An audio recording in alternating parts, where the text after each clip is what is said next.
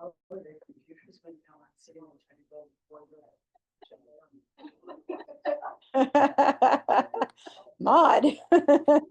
Is that how bad the juju is? Okay. Hi, everyone at home. Don't worry. I know you can't hear me. I'm trying to get this other computer to work. I just spent an hour. Okay, I spent an hour with tech support and it was working, but something as simple as the mouse right now is not working, which is crazy. It's connected. It's working for everything except for Zoom. Zoom. And open it again, please. My right button. Okay, I'm.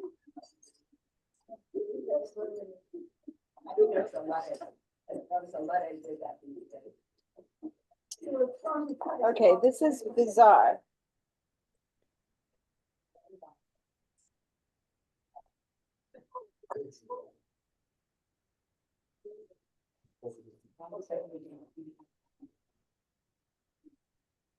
Okay.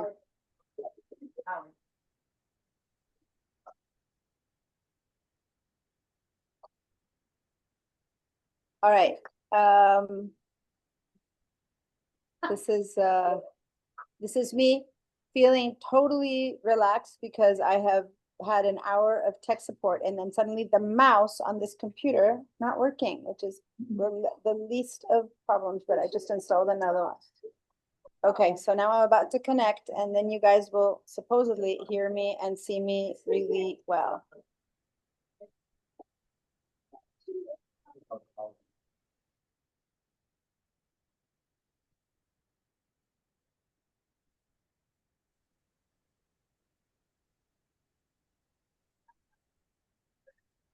All right.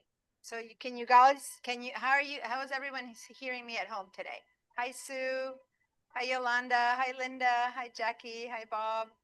Marta is here today with us, so she's not on Zoom with you. Can you all hear me well? Everyone at home, you can hear me really well today? Yes. Hallelujah. Okay, that took, we had to change everything around and now it's working. And now you guys are seeing people with this computer and you're seeing me. So the recordings, everyone who's gone to the recordings, the last two classes have been this weird thing where you're seeing the class and you hear my disembodied voice. But now the recordings should be set up in such a way that, yeah, I had to leave that little bottle there so that the door would open. That kind of works. Hi, hi, Jenny. And let Alan in. Okay. So, I swear I had three people I hear. I had the dean, I had the tech support, I had me, I had one more person. We did everything we could to make sure that it was all working.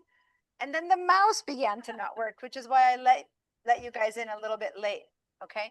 Because I had to install a new mouse. Anyway, good thing I had one on hand. So, all right. Oh, I have the microphone. This is a bit higher so I don't clap into it. Okay, that's better.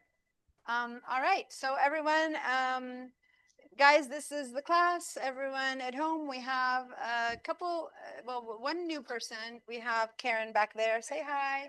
Hi, Karen. She's just joined us today, so I'm going to have to catch her up a little bit.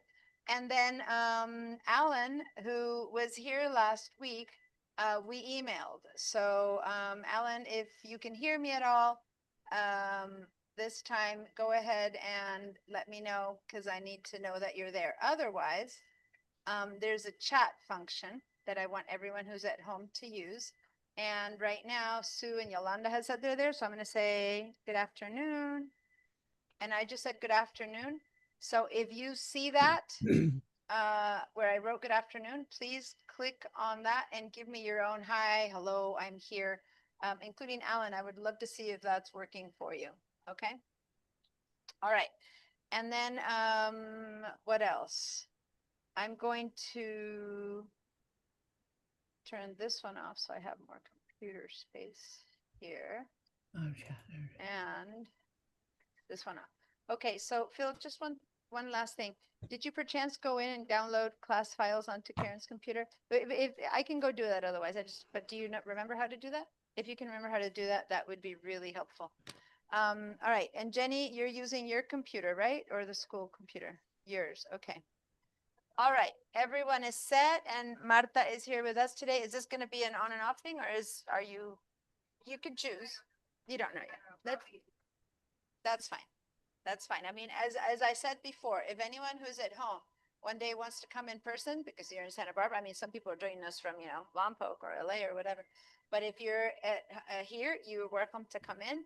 The only thing is that if you're at home and you bring your laptop, that's fine. If you come into the school and you don't have a laptop and you have to use the school computers, you won't have your files, so you'll have to use some sample files, just letting you know. But it's perfectly fine to do that.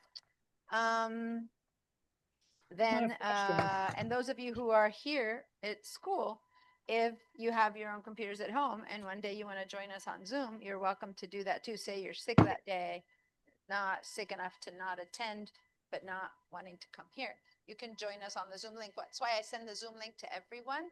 Even though the Zoom link should go only to Zoom class people, I send it to everyone in case you ever want to join on Zoom. That said, you might have some questions at first, how to use your computer with a small screen to see me and to see that. And so I'd rather, if you're going to do that, if you think someday you're going to want to attend from home, stay behind after class sometime and let me practice, show you how to do it on your one little laptop screen. That way, you can test it because it's not that simple. That's the only problem people on Zoom have is when they have to see me a little bit and use the computer at the same time. So it would be better if we could practice that here. Now this here, oh, now I can move it because the camera's over there. Okay, yay, I don't have any issues with that. Okay, so we're ready to get going. I like Jackie, you're in the theater. Jackie has a little theater around herself. Oh, here comes.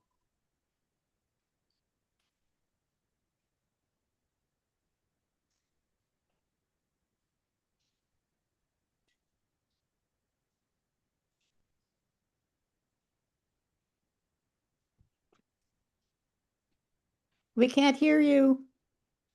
We can't hear you.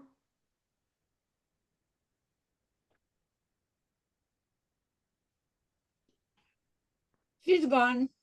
There you go. No, she's gone, right? It just turned off. When you said you can't hear me, it turned off and it was just sitting on my way. How about now? You can Yes, hear me? we can hear At you. least I know what to do now. Yeah. Why did this turn itself off? Supposedly I have to press this button for it to turn off. And it's just sitting there on my waist. I didn't press any button, but I don't know. I have to have it next to me. Let me put it a bit more forward so my elbows don't hit it. Let me put it through my, excuse me. Sit it on your desk. No, I can't because the whole point is that I need to be able to walk That's right. to the back. But I'm going to put it in front of me there because maybe my elbow hit it. I don't know. Anyway, but at least today we tested everything. At least I know this time that it could have been that. So I checked and it was off. Yeah. Can you Okay. turn it up a little? Can you turn your volume up a little? No, that is, Okay. unless it changed, it's set at max. It's at max. So you turn your volume on. Mine's at max too, so I just wondered. Okay.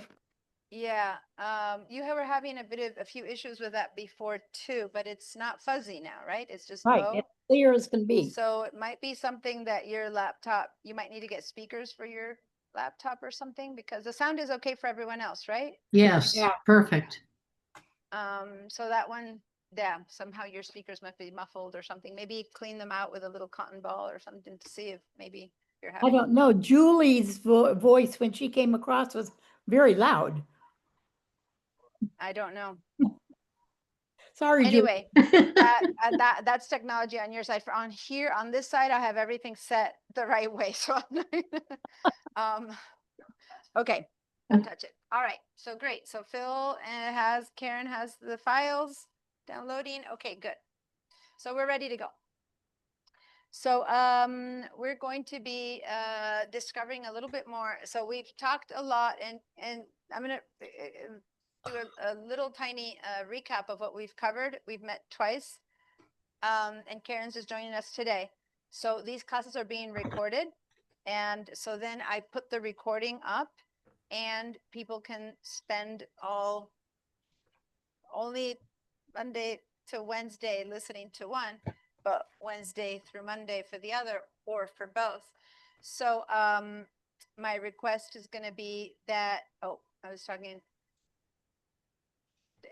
to Karen, that I'm going to show you and to please watch the recordings of the first two classes so that you can catch up on what we've been doing. But what we've been doing is basically trying to understand what's up with our Mac devices. Some of you just have a laptop. Some of you have a laptop and a phone. Some of you have a desktop and a phone. Some of you have an iPad. Some of you have a smartwatch. There's all these different Apple devices that people have. And we've talked about how they are connected through what? Through the iCloud. The iCloud is, if you want, the little Apple brand of the cloud. And in order to get into the iCloud, you need a certain account number and password. And what I've started from the very first day is trying to see whether everyone can access that iCloud account on a computer that's not theirs. You still weren't able to create your own.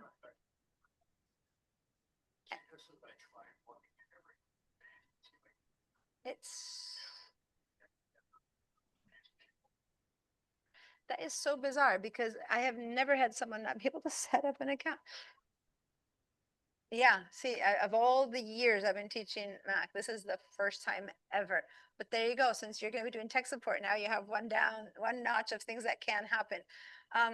That said, you said you were buying something, and when it arrives, you're going to have to be able to set, well, you'll set it up as a blank computer like these, and you'll have to see, maybe you can create it through that. That's interesting. Is it a used or a new? What did you buy in the end? A used one or a new one? Okay. All right. So let me actually, I want to be able to work off of this screen, but I'm pushing it over a little bit. Yeah, Phil is having a problem that I've never seen in my history of being on a Mac. He can't even create. He's a totally PC person, and he can't even create his Mac account. I think that Mac is like, you've been PC for too long. Right. We're shunning you. I don't know. I'm joking. I know. They're like, not allowed. Okay. But I'll put in a word to the Mac gods. He's a good guy. He wants to join. All right. All right, listen, guys, I put the receiver to my microphone right in here, and I just noticed that I hit it with the desk. If you at home stop hearing me, don't just sit there. Don't say you can't hear me, because I might not hear you. Just do some weird waving around so that I can see and hear you in case you're muted, so that I'll know something's wrong, okay? It's on you to tell me whether and if you can't hear me.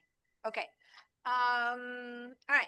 So that's the gist of how the Mac system works. Now, you might want to keep your system connected or not. And in a few brief words, the system goes, a lot of people, the first thing they do is they buy an iPhone. That's how they got into the Macs. You know, people who've had Macs forever, that's a whole different story. But a lot of you guys first got an iPhone, maybe. I know. It's interesting because we were talking about how your stuff is in the Macintosh hard drive, and this class is called Introduction to the Macintosh, which no one in the world called these Macintosh anymore. This was the original name when the company got founded. It wasn't Apple, it wasn't Mac, it was Macintosh. And the only place where you still see that A is in this class name, which in a year, everything, we're resetting everything and it will disappear. But also, if you guys go to the root home of the folders that I was taking you, it says Macintosh hard drive. And I was noticing the other day for the first time, because it's been there since the beginning of the time, and I was noticing no one knows that what Macintosh is. So it's so funny that I just noticed that, and the other day I was thinking about it, and you were to mention it today when no one has ever picked up on that. Macs are Macintosh computers. I don't know if you dig deep into the computer, into the business company, if somewhere over there it's still called a Macintosh. I don't know. But now we all know them as Apple, and computers are Macs, and iPhones and watches are Apple iPhones, Apple devices, right? But the Macs still is the name that we call the computers that are Apple computers. But originally they were Macintoshes, so who knows? But anyway, that's what that means. Yeah. So, but and the logo has always been the apple. Like the logo has always been the apple, right? So that never changed. But at some point, people started recognizing them more because it was an apple, and they reduced the word Macintosh to Mac.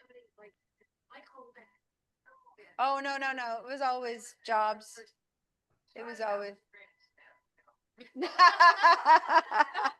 It got grafted. It got grafted. I know. So yeah, I like that. So yeah, the logo has always been the apple, and it became so recognizable. People started calling the Apple Macintosh, Macs. I don't know. Over time, but the word Macintosh still appears on your Macintosh hard drive. Now I'm going to show you what I mean about that. I'm going to open a Finder window, and let me actually move this over here. Okay, so let me share my screen. So now when I share my screen, you guys kind of stop seeing the class. Let me see if I can, since this is a big computer, let me see if I can make you guys bigger over here. So we still see the class on the side. There we go. All right. So, so now everyone at home still has a view of you, and you guys at home can't see much of us right now, but that's okay. Okay. So, this thing that I just opened, does anyone remember what it's called? Let me just see, because Phil is having to help Karen. I want to make sure. So you guys at home, I'm going to head back to see what's happening here, because otherwise I can't. I just wanted Yeah, to log into the. don't be a guest. Be well, it depends what version. Participant. Hold on. Some settings are fine. So go and join, not guest, but SBCC. And when you join SBCC, now you just need to put your pipeline username only and password. Got it. Username and password. Okay. Thank you, Phil. Yes, it's the very top. Okay. So I'm going to share my entire screen, in fact, instead of just this window, and remind you. Okay. When you hear that, I need you to stop having conversations amongst themselves. Remember the first day I made everyone here promise that they'd be okay with helping each other. But one thing I said was, don't talk. At most, point to something. And then if you still have trouble, what are you supposed to do? Other than crying, you're supposed to raise your hand, right? So I can come and give you a hand. Because it gets to a point, especially, I mean, even when this was only an in-person class, you'd have people talking all over the place. But now where I have people at home and you guys are talking and they're trying to hear me, and it just becomes a bedlam for especially for the microphone and everything. And also, if I keep talking, and here's the thing, if I keep talking and teach something new, the people who are in trouble, plus the person who's trying to help them, they both miss out on what I'm saying next. And so that's two people now that don't know what I'm talking about, right? I was fine with Phil helping Karen. He's helping her catch up because she just joined us, and that's fine. But I'm also trying to make sure that everyone else is listening to this recap and that we can move forward, okay? So is there anything I need to help with down there? Okay, give me a second, guys. Log into what? To my home, to do my homework. Which was to get your To You- go to the email, go to documents. File, you don't need to get your documents. You have your own computer documents, okay? Okay. So first of all, this is where you need to go to that link, but you don't need, so you're not gonna need this right now. So go ahead and go in. You don't need to download computer documents. It's only for people who are working on the school computers. So here's what's up. I asked people who are working on school computers to download some files that I brought as sample files so the computers would have something for you to work on because they're empty. They're like you just bought them kind of thing. They have no files in them. But if you have your own laptop here at school, that's the files you'll be working on. Does that make sense? Now, I believe, was it that you had a computer with, what was your operating system, Jenny? I think you had Monterey, yeah. Everyone at home, does anyone else have Monterey at home? Or are you guys all on Sequoia or Ventura? I think Julie's I'm on Ventura. and everyone else is on Sequoia, I'm pretty sure. And Alan, if you could write in the chat or tell me where you're at. Oh, I have a Ventura. Ventura, okay, Yeah. good. So you and Julie, that's good. So then let me put the chat here so I can see you guys' answers. Okay. Have you been able to figure out how to get into and I'm talking to Alan now. Have you been able to figure out how to get into the chat to write something in the chat? Right now I'm not very good yet. Okay. And but my wife is software engineer. When she had the chance, she will help me. Okay, no, that's fine. But here's the thing. If you see down, you know how you unmuted yourself to talk? You just clicked on that thing to mute before you were muted and you unmuted yourself. So you see where those buttons are? If you You mean just- when I'm not talking, I can mute it? yeah. I, So the I have same- I have the headphone. So And leave it on. I can lower down. Oh, you're on an Yeah, iPad. yeah, that one. No, Oh, that's why it's different. Okay. All right. So if you're on Yeah. an iPad, that's good. Yeah. You can stay there. And I don't have the wherewithal right now to help you figure out on the wherewithal on the iPad to get the chat. So I'll let you be. Okay. So the conversation that we were having was that when you look at a computer, you know what, I think you guys will get confused with all of it. Is it okay to have this there? You guys understand that it's just the Zoom, but the rest is the desktop? Okay. I'm gonna move this over here a little bit so you can see these files. And you don't need to be looking at the class all the time, but make it a little bit smaller because there's not that many people. There, so now you can see everyone, and I'm gonna put these two on my other computer. That way the screen is a bit more more inclusive. There you go. Okay. All right.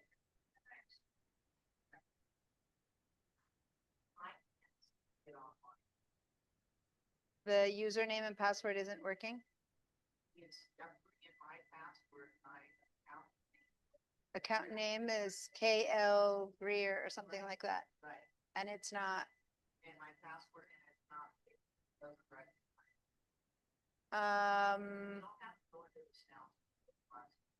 Yeah.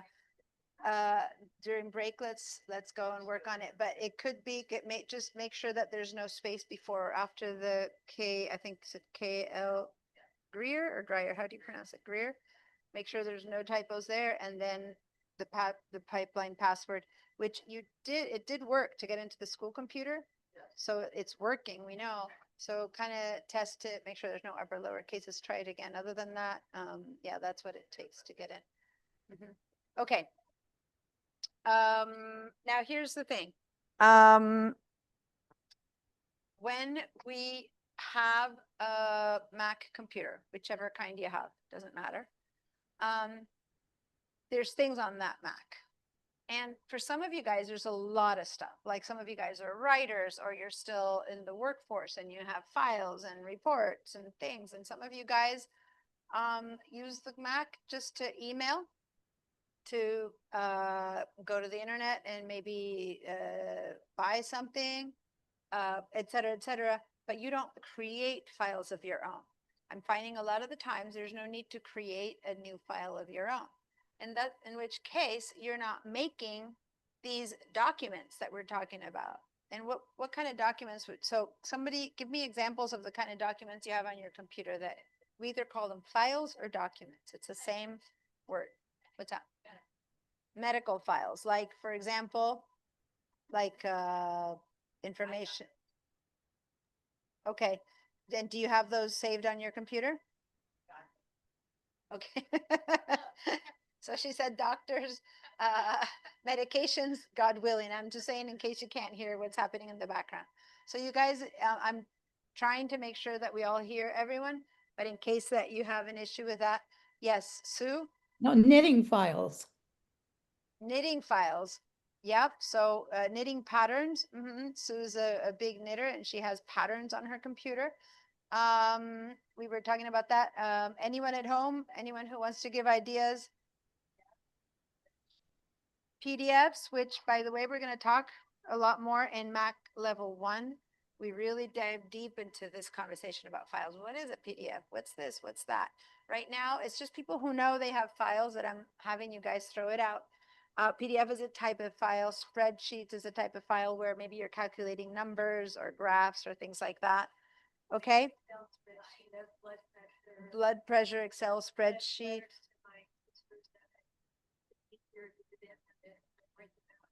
Yeah, writing letters. Okay. Recipes. Music. Clients, what kind of letters? Like, I'm trying to distinguish between an email. A lot of people say they think they're writing a document, but they're writing an email to the client. That's an email, it's not a document. You can make it into a document, but they're separate. That's why I'm asking, not to specify, but like phone numbers and sizes. And she's a costumer. Okay, so that's why, to explain when we says the word sizing. And she just told me that, otherwise I'd be like, what are you talking about? I get it now. So you make that a document. You don't have it like in a contacts app, or do you make a like a Word document? What kind of where do you write all that? Oh, okay, but right now you're doing it somewhere. Yeah, you're doing it somewhere. What are you using right now? Just for me to understand. I'm gonna go over and see where she's putting these, just to know, because we get creative, like when we do things. Okay, here, let me just close this for a second, and close that, and close that. Okay, and if and this is your emails. So is this where you have? Here, is this where you have stuff? Say this is email then. So when you say you write stuff, you have it here? That's what I think so. I don't know. Okay. Okay.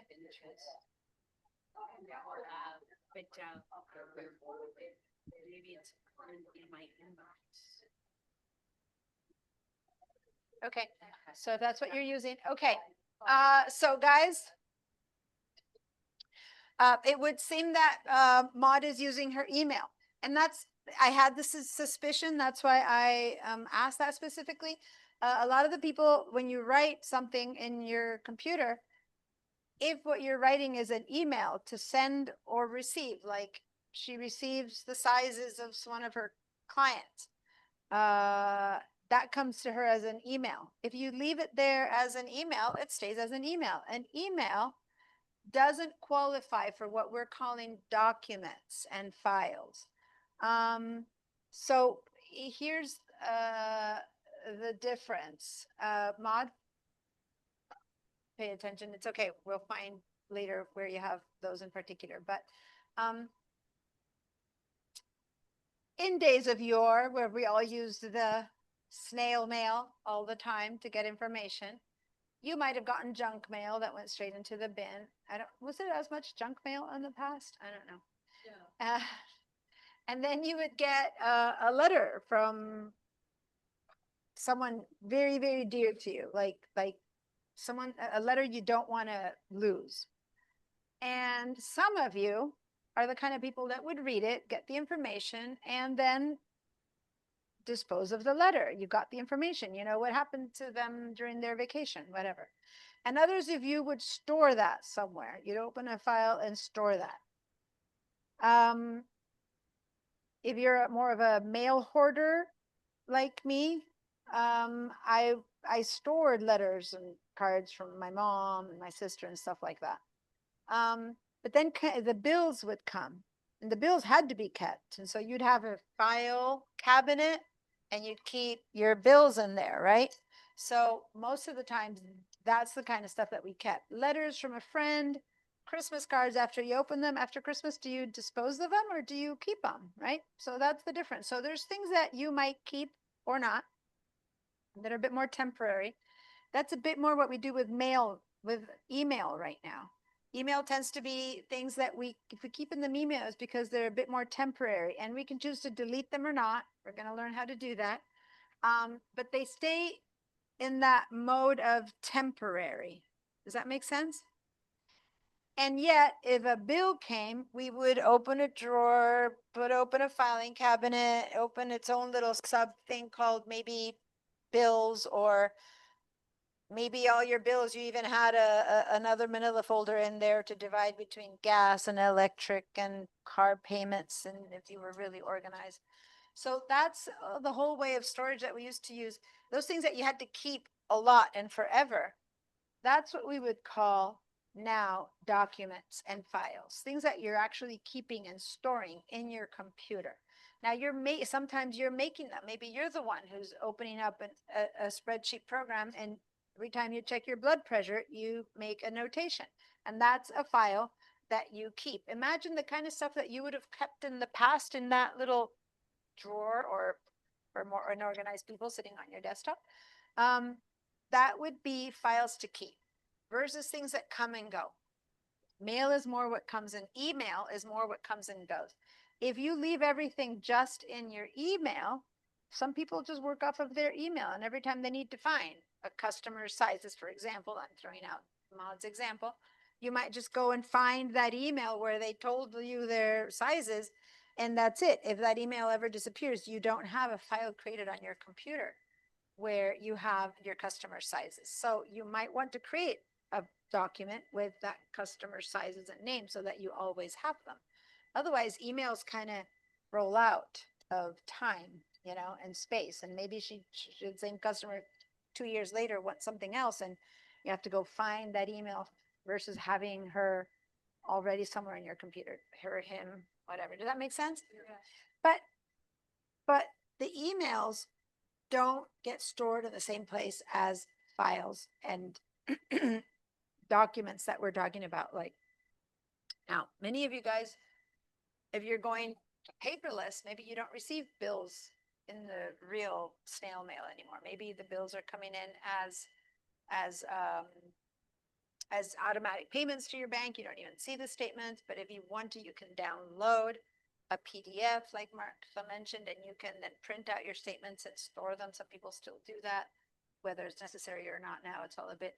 So there's all these different places we're receiving information from now, storing them. So when we talk about files or documents, this word files and documents is interchangeable. We're talking about those things that you store permanently. Now, in the real world, when we had a filing cabinet, files were those things that held documents. You know what I mean? So the word files is confusing because files in the real world and files in their computer are two different things. In the computer, a folder is what holds your documents / files, right?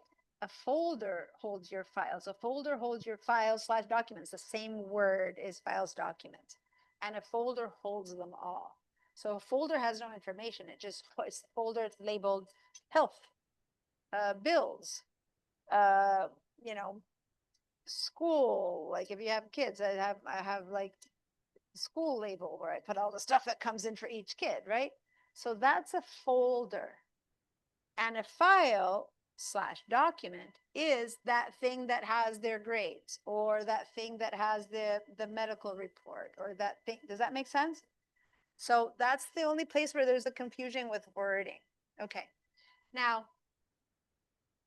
an email is an email that you can turn into a file or document. If you want to take it out of the realm of emails and store it in your computer, you can do that. So when we get to learn about email in back level 2, you can ask me how to do that, okay? But for the most part, emails stay in the world of emails unless it comes with an attachment. Have you ever received an email with an attachment? And that attachment usually is in the form of a PDF, which is a format that anyone can read. And that thing you have to download it. It could be a form you need to fill out. It could be an invitation for a party. It could be photos that someone is sending you photos of your granddaughter's birthday party. I mean, attachments can be so many different things. Those attachments, if you leave them an email, they sit there with your mails. But if you download them, they turn into files or documents in your computer. Does that make sense? The email stays. So the email that says, oh, we had a great time at the party. Here's some photos. You attach the photos. You download the photos. But the part that said, we had a great time at the party, that's the written email, that stays as an email. And do you need it as a file? Probably not. But if the email is important, like this is the stuff you need to do, says the doctor, to follow this regime, and they didn't put it in attachment form. If they put it as an email, you might want to take that email and create a file out of it so later you can rename. Does that make sense? That's up to you. But most of the times, things that come with attachments are, here's the form you need to fill. Boom. And you fill out the form. So do you really need the words that said, here's the form you need to fill? Probably not. That's the email portion. And the attached piece is that file or document. Okay. Now, in this class, last week, I had people, today is Wednesday. When I say last week, I always mean last class. When I say next week, I always mean next class, just so you know, because I have some classes that are once a week, some that are twice a week. And so to me, it just means last time we met, next time we meet. So you guys figure out if it's next week or last class. Last class, I had everyone who has a computer that they're using here, because at home they have desktops, so they didn't bring their laptops here. Download some files, some documents, so that we could have some stuff in these computers for us to use. Now, most of you guys on your own computers have your own files and documents. If you don't, for example, Sue, the first time she was in my class, last time I taught this class, she had just bought her computer and she didn't have files and documents in her computer. She didn't use her computer that way. So then I believe at that point, maybe I gave you some files. I don't remember what we did, but you ended up with a few files in your computer, right? So she had like 3 files for the class or something like that. So if any one of you guys is in that situation where your computer doesn't have stuff that you've created or downloaded, then you're welcome to also download these files that I have as sample files that are not files of your own. They're just miscellaneous sample files just to have something to work with. So today, when we go now into our Finder, you'll discover whether you have files or not. And if you discover that you're one of the people like Sue who doesn't have much in their computer, then I'll walk you through how to download sample class files. Does that make sense? Because we want to have something to be able to work on them. Now, in this class, Introduction to the Mac, we won't specifically be working with those files. We're working on where are they, right? How do we work with the computer itself? And in Mac level 1, it's all about those files. It's all about organizing, knowing where to store things, how to create these folders, this structure, this organization, all of that. That's Mac level 1. But for now, when I show you, when we talk in a minute, we're going to talk again about that Finder window and where we see our stuff. We're going to discover where we have stuff, whether we have stuff to see or not. Some of you will discover there's not much in your computer, and some of you will have a lot of stuff, and you have like a ton of stuff to organize. Okay, and that's fine. we'll meet you wherever you're at with stuff. But if you have nothing, then I might give you some files to have something to work with. But later when you create your own, you have to delete it. It's not like you want all this junk in your computer. Okay, so all this time I've been sharing this screen, so you guys have been seeing it. And now I have some stuff on my computer sitting here on the desktop. Okay, so I'm gonna move this out of the way a little bit. You guys can't see the class anymore, but I want just to have a clean screen. So here we have stuff strewn on my desktop. Okay, now those of you who look at your desktop, if you have stuff all over it, right, like this, or not all over it, but some of it, give me a yes. Okay, and now those of you at home know that to give me a yes, you give me a little green check mark. Over here, I have given you these. Oh, I don't have my little sample one. Does everyone have one of these? Now, I tried to do it with the name tags. I'm not sure that's going to work. I'm not sure this is going to work best, but I gave you these guys. Do you all have one? Martha, do you have one of these? I put them there by the, are we out? Here, I have some more here. I probably didn't leave enough. Okay, thank you. I put them by the, do you have one of these, Karen? Yes. Okay.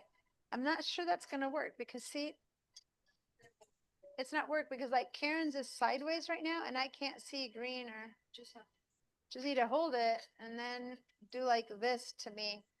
And then when I'm done seeing who has something that maybe we'll have to do that or yeah, maybe we'll have to keep it to name tag. I don't know. Okay. So if you have stuff strewn amongst your computer desktop like this, give me a yes. And I'm talking about your own personal computers. Yeah, Karen, just do like,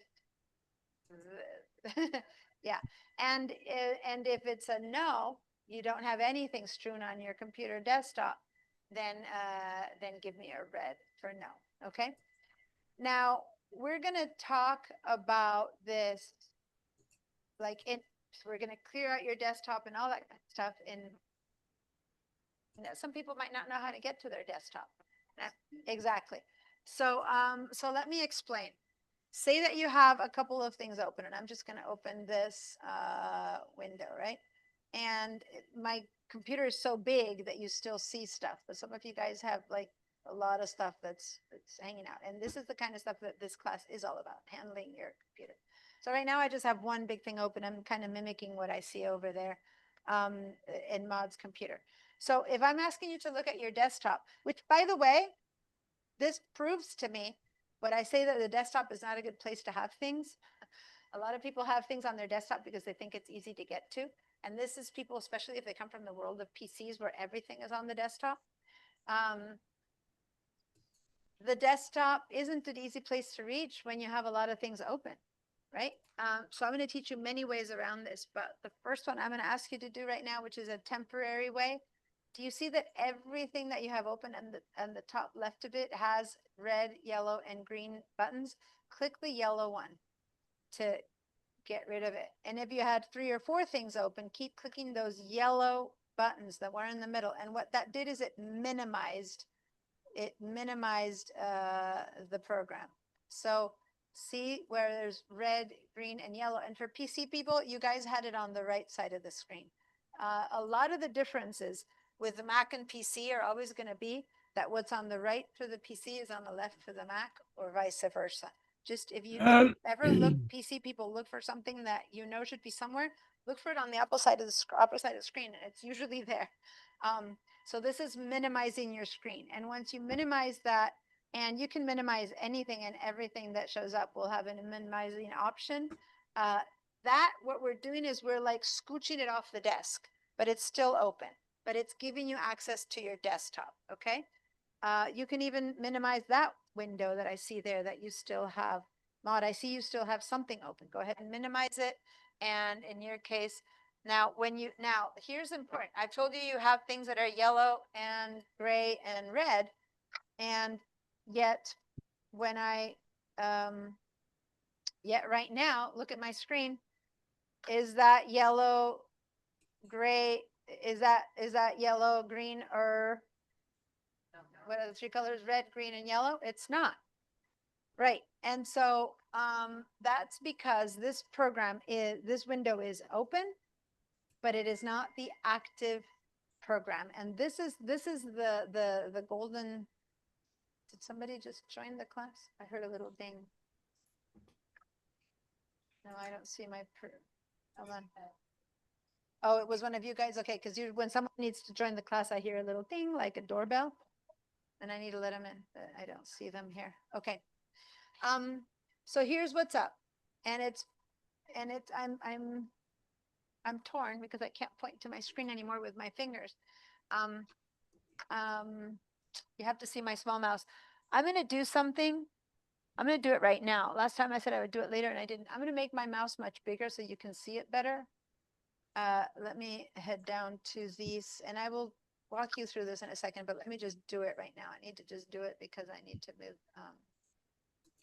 Give me a second. I just need to just do it and then I'll work with you guys to show you how I'm doing it. But I need to be able to continue with the conversation I'm having. So give me a second.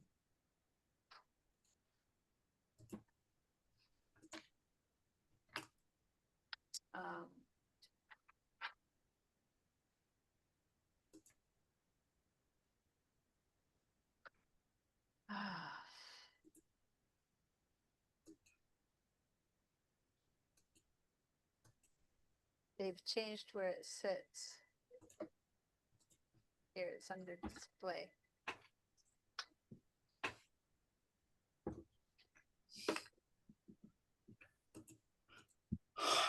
Okay. All right. So that's just a temporary change. So you see my mouse is bigger now? You see it better? Okay. And I'll show you later how to do that. It's just that I needed to continue with this conversation. So guys, pay attention to my screen for a minute now that I have my mouse here. Right over there. Okay. So watch what's about to happen. I'm about to click on this window anywhere and see how it became red, green, and yellow. Now I'm going to click and I'm going to move this over just a little bit so that you can see what I'm doing for a second. I'm just going to click on this redwood trees, the desktop. That was a click. And the moment I clicked, see how this went gray? Now I'm going to click on this and see how it became active. So that's now the desktop. So where else do we see this effect? When I am clicking and I have colors on Safari, it says Safari next to the apple. See that apple icon? Every single computer, no matter what size, type, shape of apple icon, has one consistency. It has an apple on the corner, a Macintosh apple on the corner. Okay. And right next to it, you will see the name of the program. That's the active foreground running program. So when I clicked on this, it said Safari. Now watch, I'm going to click on these redwood trees here. And now it switched to the word Finder. And this went gray. I mean, if I kind of hover over it, it gets colored, but that's it. Otherwise, it went gray. So I'm in the Finder. Now I click again, I'm in Safari. Now I click again here, I'm on the Finder.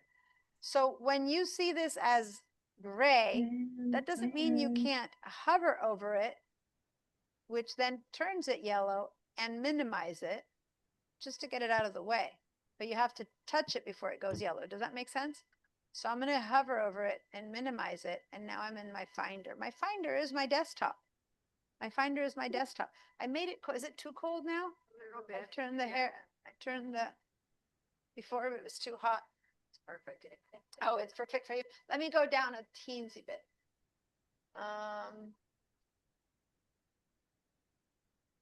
Just one tad. Okay. I forgot. This is so many years since we've been in this lab. This is a layered kind of lab situation. You need to bring layers, okay?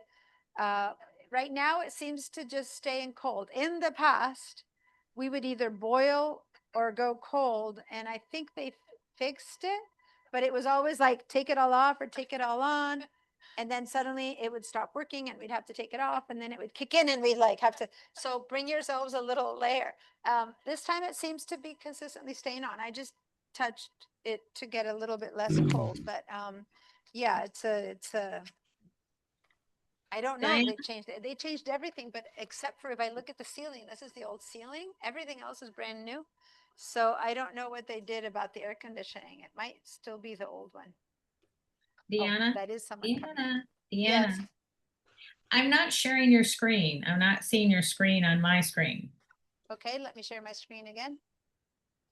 Sometimes it stops being available for people, so I have to reshare. Are you seeing it now? Yeah, I am. Thank you. Okay.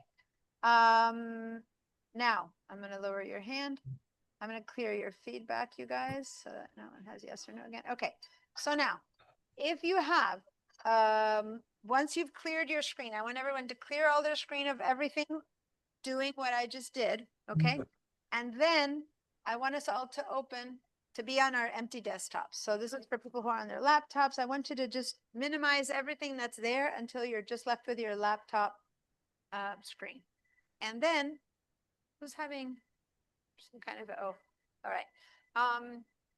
Now what we're gonna do is we're gonna say, okay, so if this is my computer and I need to see what's in it, I'm gonna have to open a window into my computer to peer in. Like imagine a vacation house is closed and if you could open a window, you go, oh, there's my house.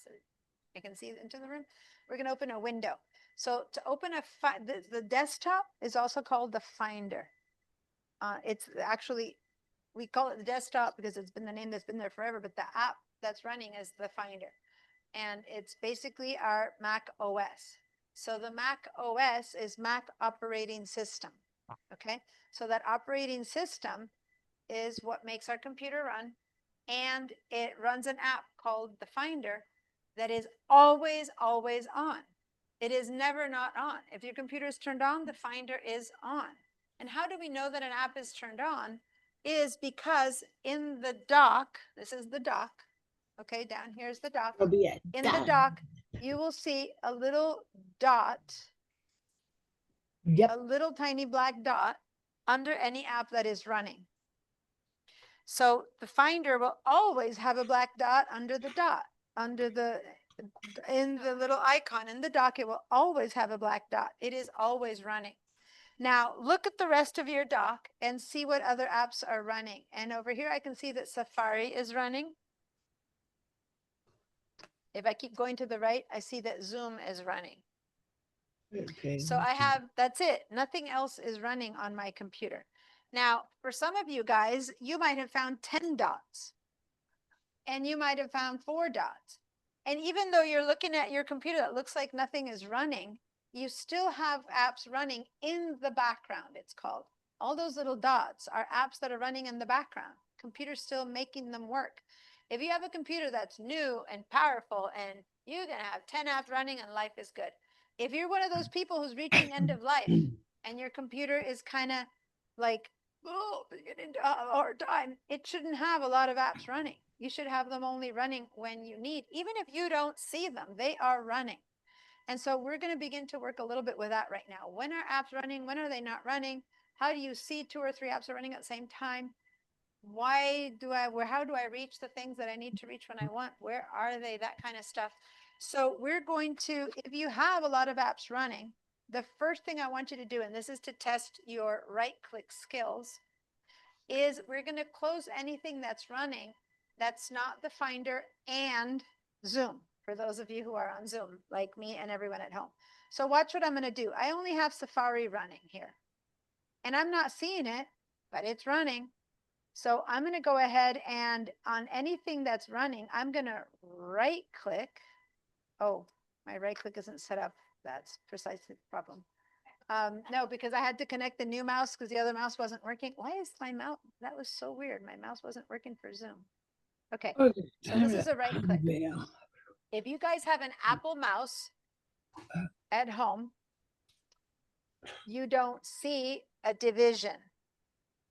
If you guys have the old PC mouse connected to your Mac, it kind of has some buttons in there, right button, left button. if you guys are using a touchpad, you don't see a division. But all of these things can do a right click, or when we just say click, we don't say left click. We just say click to click your mouse. But that implies that it's a left click. We don't like name that one. We just say click here, click there, click there. That's a left click. The only time we distinguish is when it's a right click, because it's done occasionally Alright. for certain things versus the click, we click on things all the time. That's your left click, okay? So some of you guys might not have it turned on, and some of you might, because when you first buy a Mac, the right click is disabled. It doesn't exist as a thing that works to start with on a Mac. And that's because I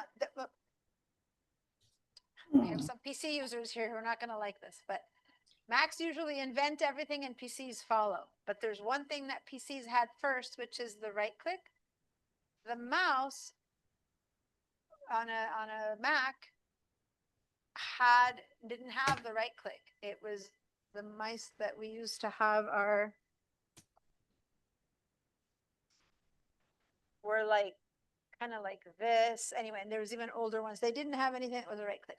So we've always been able to do a right click, though. We would have to hold down the control key and then click, and that would give us a right click. So it was something we would do with keyboard.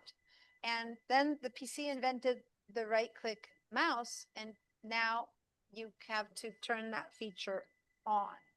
So I'm going to work on people to turn that feature on, because on the laptop touchpad, you can do a right click, but again, it's a feature that has to be turned on. So let me walk you first through how to turn that feature on. And if it's already on, then I'll show you how to make it work. But first, let's open our system settings to turn this feature on. So our system settings, we can turn on a couple of different ways. First, if you see it on your dock, you'll see these gears right there. That's your system settings. If you have an older computer like Jenny, it'll be called system preferences, but it's the same icon. Another good place to find it that's always accessible, you click on your Apple icon, top left, and right there, the second choice is system settings. Again, for people who have a Monterey or older, it's system preferences. And you open your system settings. Okay, does everyone have their system settings up and running? Okay, so the system settings, on the left side of the system settings, there's a column that's gray. You see that? Except for Jenny. So Jenny's looks a bit different. In your case, you'll see the trackpad and mouse there. This is why I have my other computer here to show it, to demo the different system. Now I'm going to scroll down. If you know how to scroll down with whatever mouse or system that you have on this gray column. So I need to put my mouse over this. And then if you have a laptop, to scroll down, and I have my older version here, but if you have a laptop to scroll down, you have to put 2 gentle fingers and push up and down to scroll, just 2 gentle fingers. And if you have a mouse that's this kind, it's 1 finger. So for those of you who have one of these mice, it's 1 finger. You see that? But if it's a touchpad, it's 2 fingers, and it's gentle. We're not pressing on anything. That's a scroll. Okay, we're going to scroll down until at the very bottom, we'll see that it says keyboard, mouse, and or it'll say also trackpad. You see that? Okay, so if you don't have one of those, it won't say it. Like this computer doesn't have a trackpad connected, so it doesn't say the word trackpad. Does that make sense? So you have to have it. Okay, so I'm going to click on the mouse right now because this computer has a mouse. And all the mouse features are going to come up. And the most important one is where it says secondary click. I'm going to turn that on, and I'm going to say click the right side. That's going to turn into my right click. So the thing called secondary click is your right click. Now it looks a bit different for you. So in your case, you don't have a mouse, so you're fine. So then you don't do that. So then let's back out because you don't have a mouse. But for those of you who don't have a mouse and have a trackpad, now click on the trackpad choice. And I'm going to stop this share and I'm going to go and share this computer, which does have a trackpad. You need to get a Wacom tablet.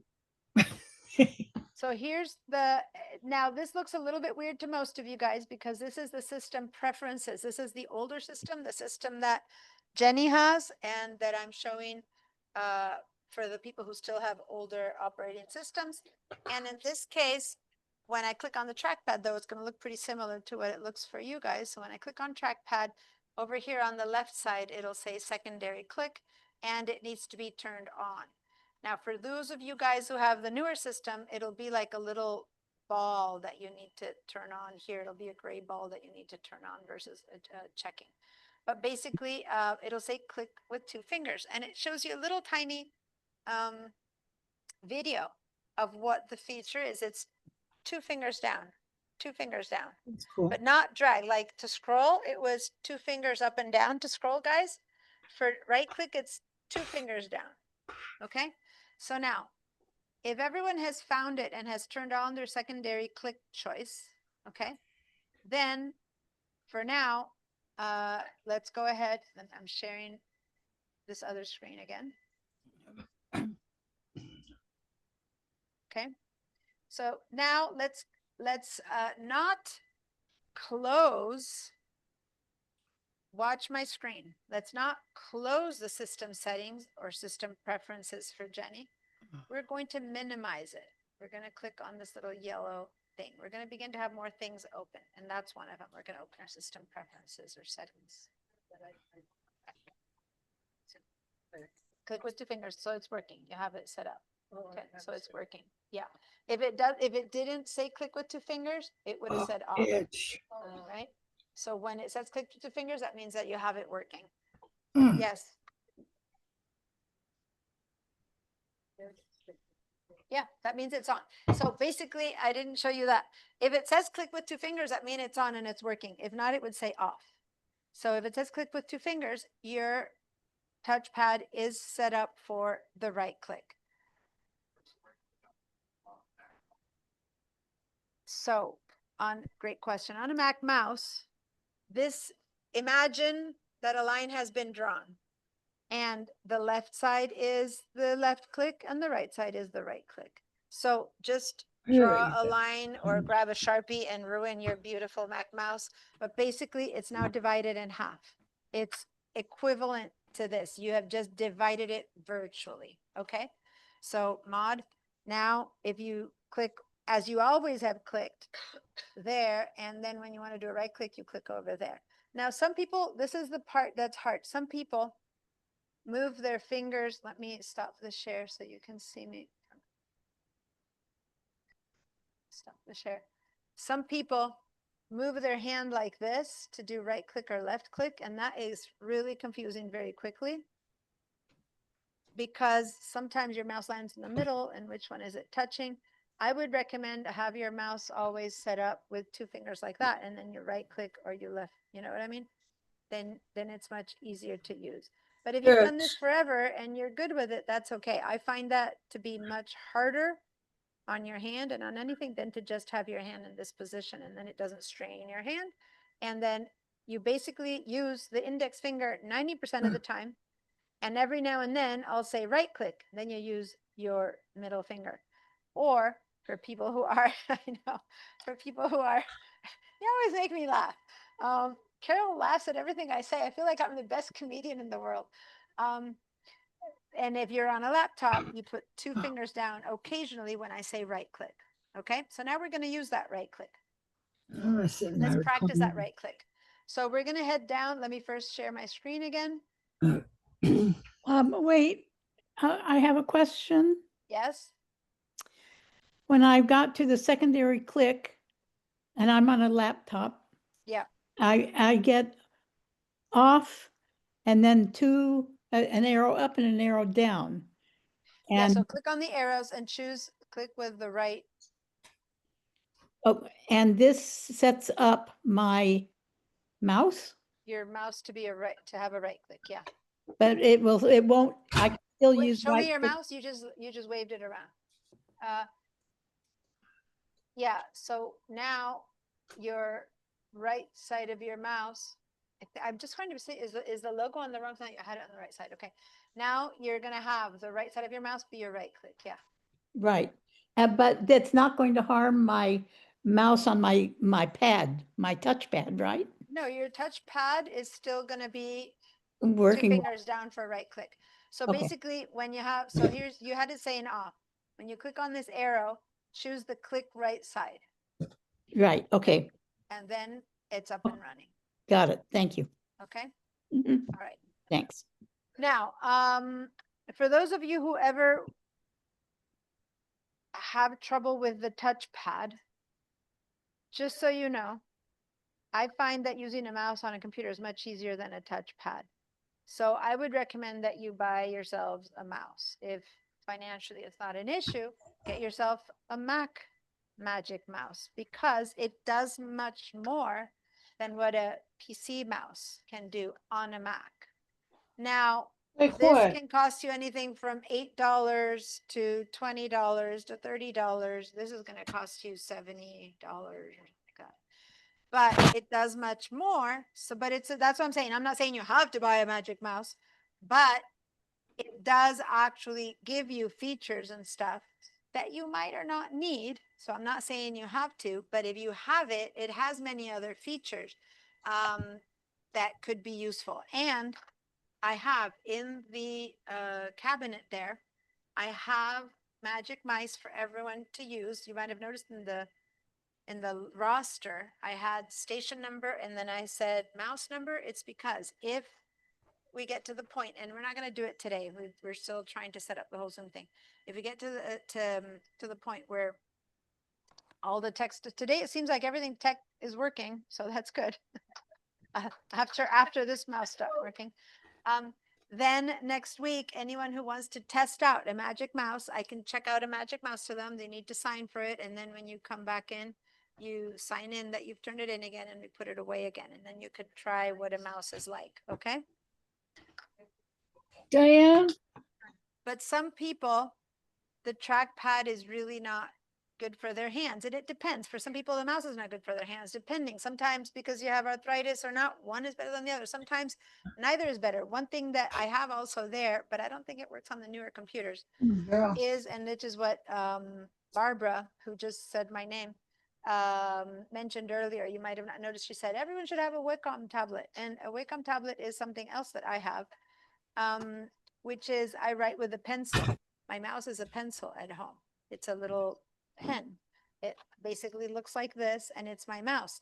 And that's because the other classes I teach, other than these Mac classes, is I'm a photographer, graphic designer, and I teach a lot of the Photoshop and Illustrator, InDesign. Those are the classes I teach other than these.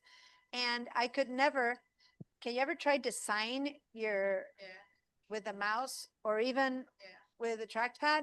It's impossible. So to do any of these art classes, I use, that's my mouse. It's an actual pen. It operates like a pen or a pencil or a paint. they're wonderful. And they're wonderful. So Barbara's like, she was trying to tell me all along and I was getting there. She's like, tell them. So that's a plan B, right? Is to have a graphic tablet. I have two here that I also use to loan. I need to see if they've set them up for these computers. I don't know. That's another tech question. If so, I can let you guys try that out. But I first need to make sure that they have to install something on the computers that they might have not installed. I'm gonna sit in So, my and they are chair. basically a pen with a pad that it's like you're writing on that pad, and that pad is like, have you seen mouse pads before? Like this looks like a mouse pad and your pen has to connect to that, and that's your mouse. Okay. The graphic tablet, the brand we have, and it's the best known one, is Wacom, WACOM, Wacom. But there's other brand, those are the, like a starting one will cost you $100. Again, 90, 80, tends to be on sale. Between $70 and $100 is the one that you would need. But there are some cheaper brands that picked up on that trend and they're making them. And for just basically being a mouse, probably cheaper brands would work. For being a high-end graphic tool, you probably want the good ones. But for just being a mouse, you could probably use one of the Huawei, other brands that exist, that might cost you $50 or $40, right? So always more expensive than a basic PC mouse. So a basic PC mouse will be your cheapest option. And it is slightly restricted in that you can't go sideways with a PC mouse. There's all these things that you don't even think about when you have a touchpad or a Magic Mouse or a Wacom pen, right? So anyway, there's the good and the bad of either one. Definitely a PC cheap mouse will work for 90% of what we need, okay? All right, so I told you guys to minimize the system preferences, remember? I did not take you to I said the word close. Well, we're gonna start using Mac terminology, and we don't close a program, we quit a program. This cable is, sorry.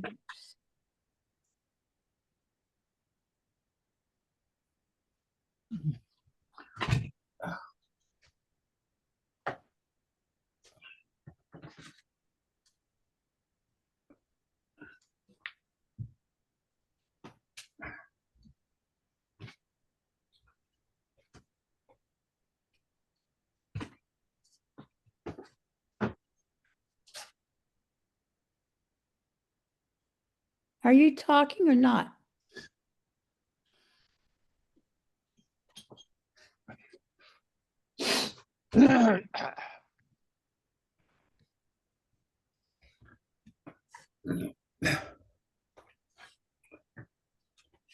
No, it's okay. It's on now again. Yes. I'm trying to put it in a place where I won't touch it, but I was just moving cables around because it was bugging me and I must have touched that. It's like a feather-light touch on something and it turns itself off. But since you said I can't hear you, I knew it was off. Last week I didn't know how to troubleshoot that. I was like, it's not working. And now it's because it's just a feather touch on and boom, it turns itself off. So yeah, speak up like you did. Someone said I can't hear you and I went and it was off. Ugh.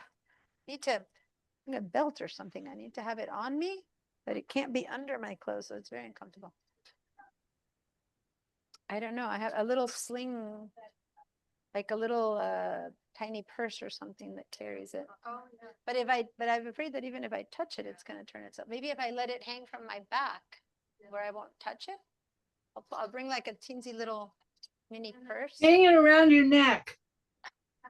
Or hanging around my neck. No, that's true. Put in no, but on my neck, if it hangs from my back, that would, because here I'm just moving it and touching it. But if I have it hang backwards, like on a lanyard, I'll try something like that. This is driving me crazy. It's like I can't, cables are in the way. What's that?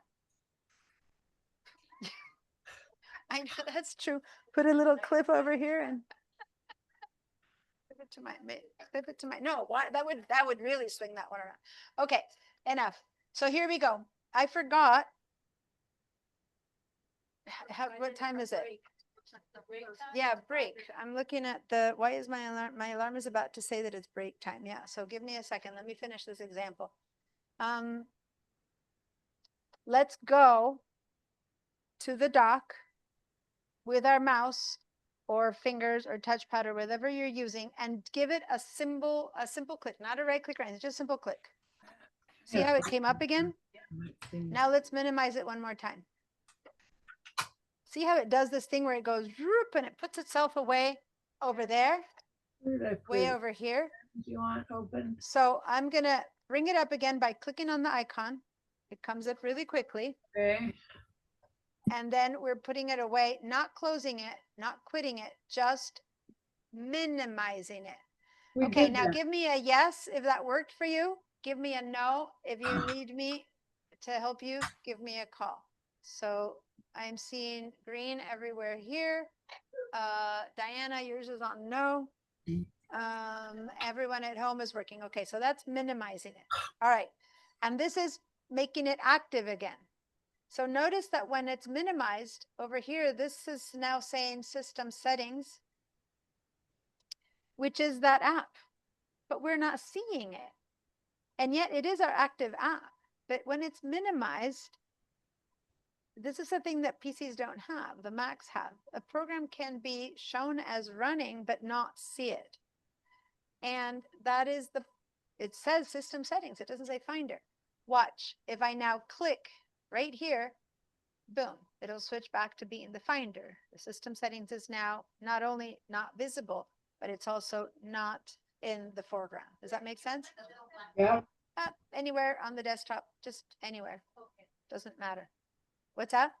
But the black dot didn't go away. Why? Because it's still running. So if it went away, it's because you clicked on the red dot.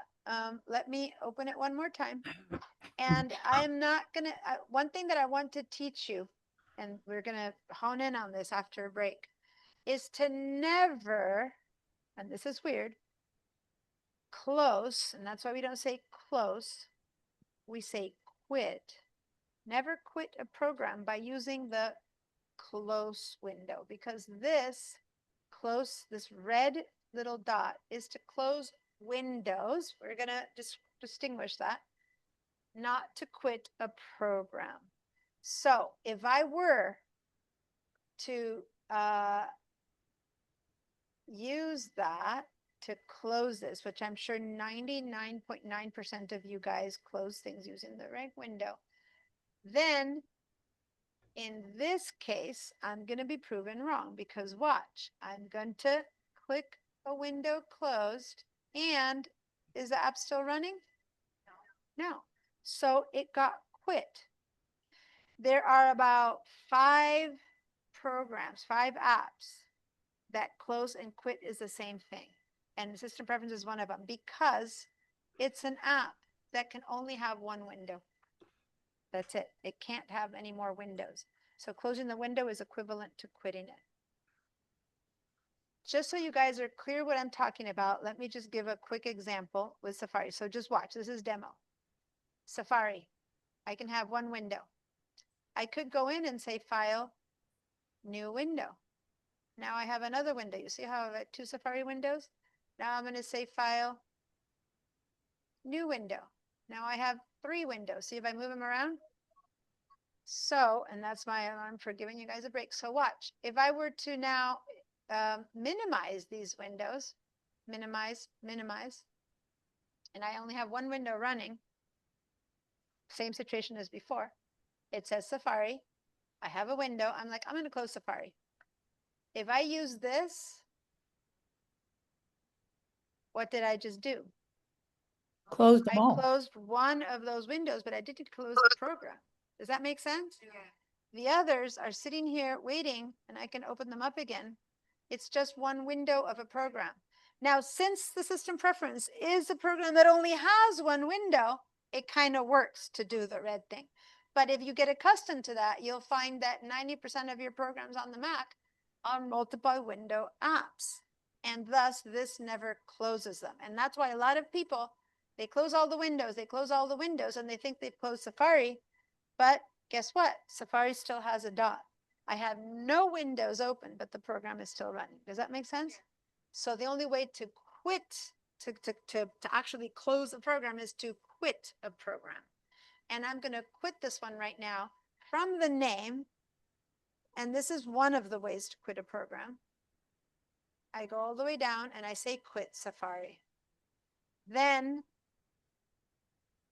that's actually the dot is gone. Does that make sense? Now, we're going to practice that. I was just demoing so you get the idea. Most programs are multiple window programs. And so, like if you're writing in Excel or in Word or in any of those, you could have a recipe, a knitting pattern, a letter, all these things open at the same time. And when you quit that program, they're all going to close at the same time. But when you close each individual one, you're only closing that window, not quitting the program. Does that make sense, you guys? Yeah. But certain apps are one window programs, and so this does both. Now, let's, if those of you who did quit your system settings, let's open them up again. Again, you can open them either from the dock or from the Apple system settings. Those are the 2 places to find your dock. And now let's go ahead and quit the program, but from the dock. Why would you ever want to close it from the dock? Well, let's minimize it again. Let's open Safari. So now we have Safari window open. So Safari is open and system preference is open, right? You can tell they Mhm. have a dot under them. Well, I want to quit system preferences, but I don't see system preferences. Safari is on my screen. How do I quit system preferences? Do I need to bring up the window again to go up here to say quit? No, it's much easier to watch. I'm going to go to the dock and I'm going to right click. Now I'm saying the word right click. So I'm right clicking. For those of you with the touchpad, it's 2 fingers down at the same time. Mouse people, right click, and then I see the word quit right there. So now I can just regular mouse quit. So let's do this again. Let's open the system settings. And let's open Safari. So we have 2 programs open. I'm saying program because most of you are accustomed to that word, but we rarely use the word program anymore. We use the word app because it's an application. An application and a program has always been the same thing. Application, app for short, like Macintosh turned into Mac. So that's what an app is. It's a program. It's an app. It's an application. Okay. It's all synonymous. So now I'm going to watch my screen. We're going to go down to the system settings and we're going to right click and quit my system settings. And then we're going to right click and quit Safari. See how easy that is? You don't have to be seeing the app.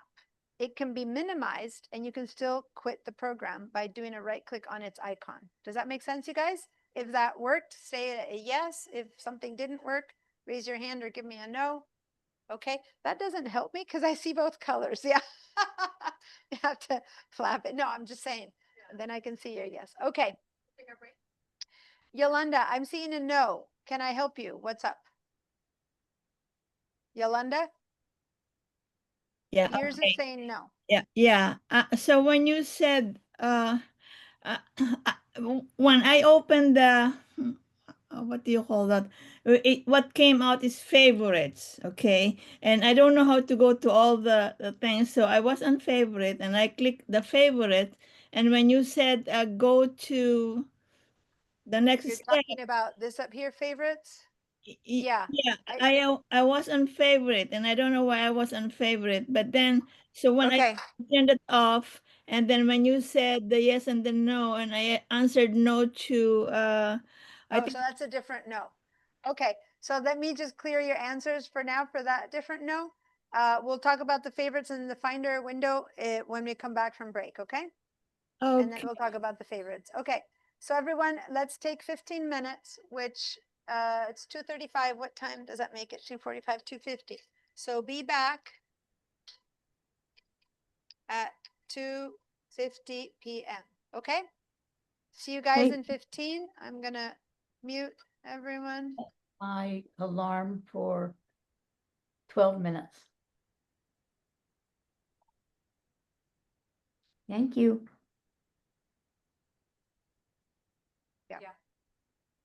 Hold on, I need to mute everyone so they can make Oh. noise.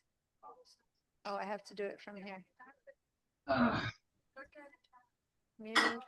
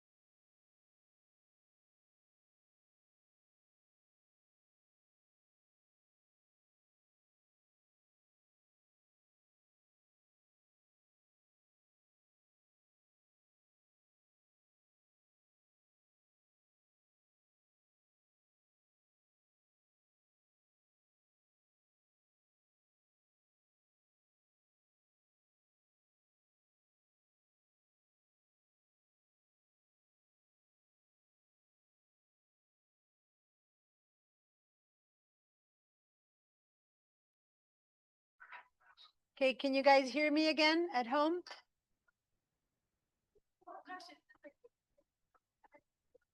Yeah, I just turned on the air again. It's so weird. Something happened in the time we were gone. It tends to dysregulate, it tends to get dysregulated when the door is open. That's why I'm trying to keep it semi-closed, but then we can't get in and out. So wait until some air gets out. It's like it suddenly got hot.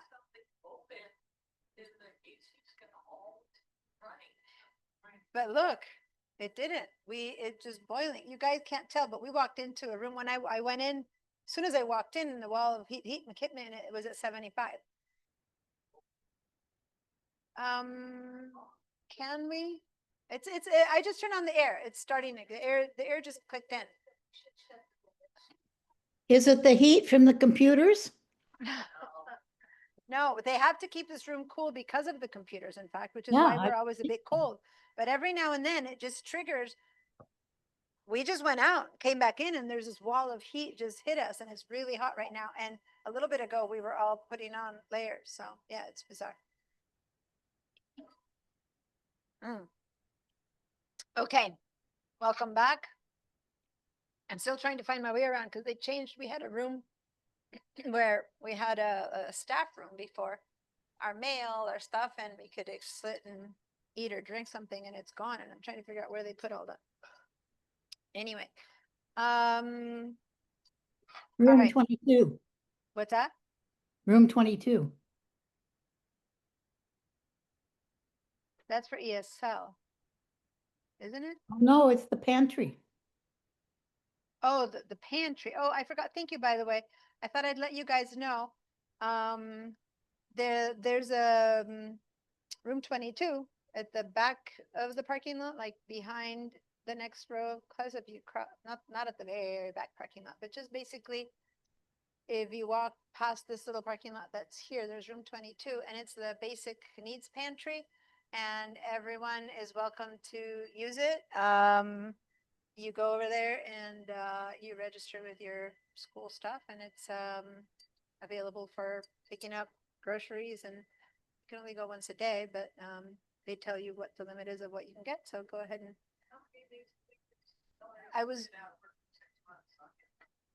yeah, no, it's important. And they had yesterday, they sent out an email. Let me check really quickly with the schedule. Wait, I have this set up over here.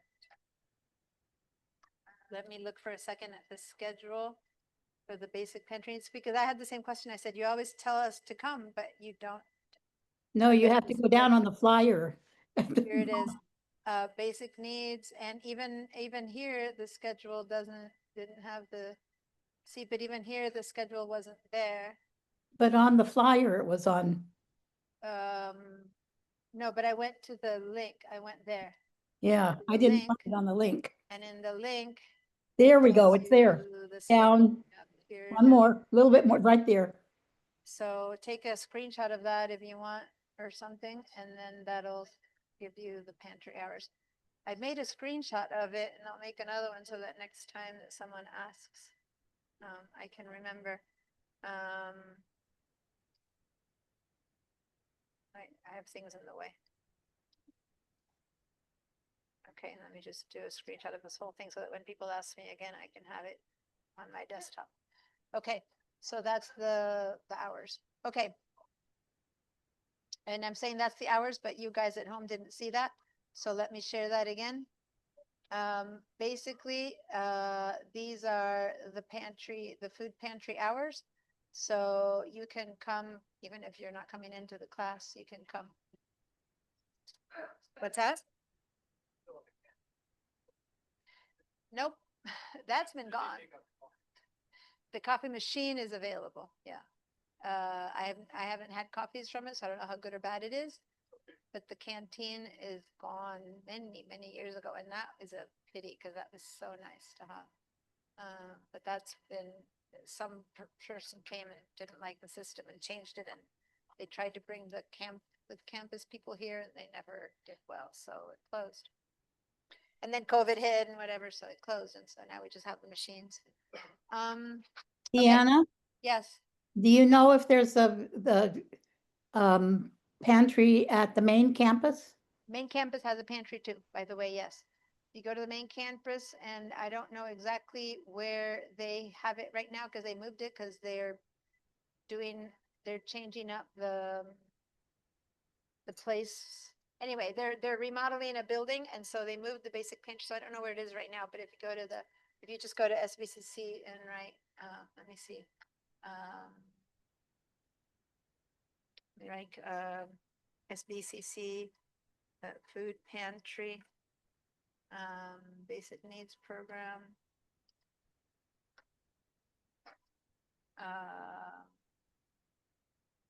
Food resources. There's one in the basic needs. West Campus, Great Meadows, once a month. But they have also one that's here. It's the ECC 14 East Campus by the bookstore. So if you know where the bookstore is at City College, and if not, you can just drive up and ask and hear the food pantry hours for the one that's at the bookstore. So yeah, so there's one there, but I'm assuming that one's more impacted than this one. Meaning, I'm assuming that all the students there would go to this one, but not so many people know about this one. So I'm assuming that if you're coming here to class, this one's better. But if you guys are closer to the main campus, then there it is. Just when you drive into the campus, ask the people at the kiosk to point you to the bookstore. And Is that down by the ramp for food delivery? The don't- bookstore? the bookstore is pretty Yes. visible when you drive around. You would see it. It's by the don't- ramp, I think. I don't know what ramp you're talking about. Sorry. The ramp where they unload food. They for do the have here. food They service. have maps. Here we go. So here is where you drive into the campus from. Mhm. Like if you were to drive, keep going down, down, down, and this is the bookstore. So I guess this right next to it, ECC right there is where they have the food pantry.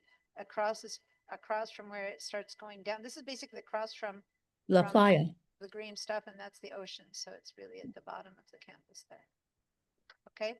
Just ask the people when you go in, when you drive in, there's a kiosk that stops you to give you access or not to the campus, and ask them that you need to find it. So yeah, but you're either gonna have to, you can't just, if you're a student, you have to park up here, I believe, and you have to walk out, or you have to go park out there. I can park down there because I'm faculty. I don't think you guys can park down there, so you're probably still better off coming to this one, if you can.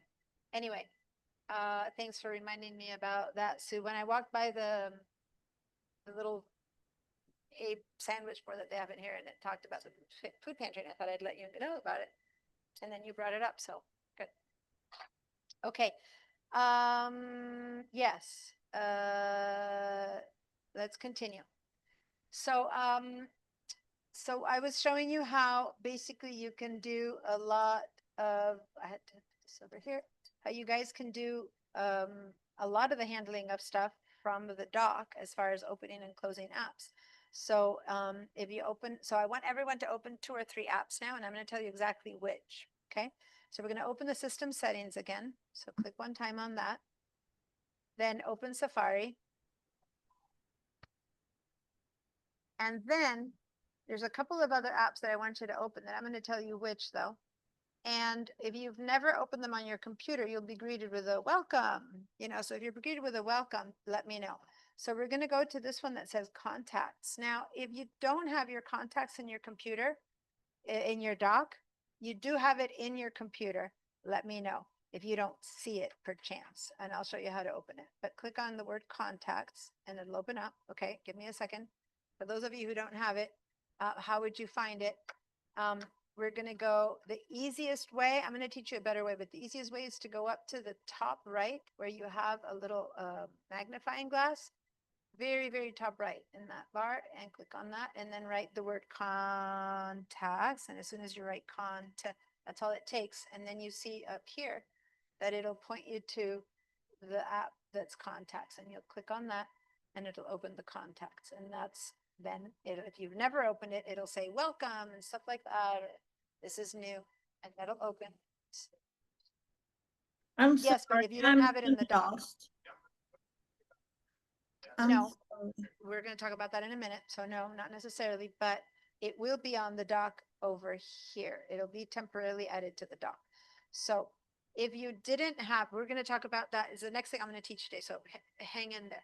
First, let me keep asking people to open certain things. And then we're also going to open the calendar. Same thing. If you don't have the calendar app icon, then go look at it, but see, oh, this is what it'll say. Like, I haven't opened the calendar in this computer yet. So it says, what's new, right? Because it's the first time it's been opened. After that, it won't. So if you get any of these that you're opening that you haven't ever seen yet, go ahead and say continue, and then it'll open. So now this is a very Mac-ish kind of computer where I have a lot of windows open, one on top of the other. Does that make sense? This is one of those things that doesn't happen on a PC. It's a bit different. It happens differently on a PC. On a Mac, you can have a bunch of stuff laying around, which is good and bad, especially if you have a small laptop where it all gets bunched up really quickly, right? And right now I'm demoing this with a big computer, so it seems like it would be so easy to just kind of grab this and move it out, right? But my request is to learn to never do that. Never do that. So listen again what I'm saying, never to do. If I move this out of the way, and then this out of the way so that I can look at Safari, right? That would be a typical thing to do. And I don't even see the system preferences. Let me move them over here because I'm trying to use them and I do that. So this is a typical way that I see people using their desktops. And that is actually wasteful of time and energy and confusing. Especially if you move it so much that you don't like almost see it because you kind of put it way down there, okay? Or you moved it way out there, right? So some people move things a lot. So, but that you kind of know it needs to be brought up. But a lot of the times it's the other way around. You'll bring it in, but you won't bring it in enough. You'll hide it about yay big, right? And then you'll have it there. So why is that a bad idea? Unless you can move the entire window of the program out of the way and still see it, then what's happening is that you're leaving out really essential bits of that window. And if I'm going to say here, okay, let's create a new contact, let's go down and click on that plus sign. You're going to go, I don't see the plus sign. I don't see the plus sign. Why? Because the plus sign is hiding down there. And why you don't see it? Because you moved it maybe even a little bit. You moved it there and you think you're seeing it all and you're not seeing the plus sign. Does that make sense? Or you're clicking on this and it's mostly hidden or you can't see. And this is especially true of all the people who take my Photoshop classes and all that. The toolbars are right on the edges. The moment you move it even an inch, you don't have all your toolbars. And that's so many programs that do that.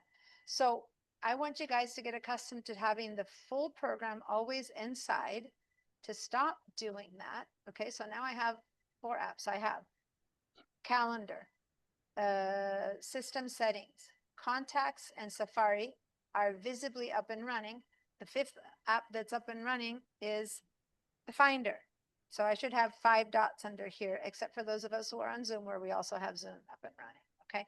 And I'm gonna just not, Zoom is sitting there projecting, so we're not gonna talk about that one. So now, do you all have all those apps? Give me a yes at home if you've opened all those apps. Alan, I don't know how you're doing. If you're doing these with me, I know you said you were going to be watching recordings, but let me know if you have any question or if you need anything. Let me think about it. And right now I couldn't catch everything together. Okay.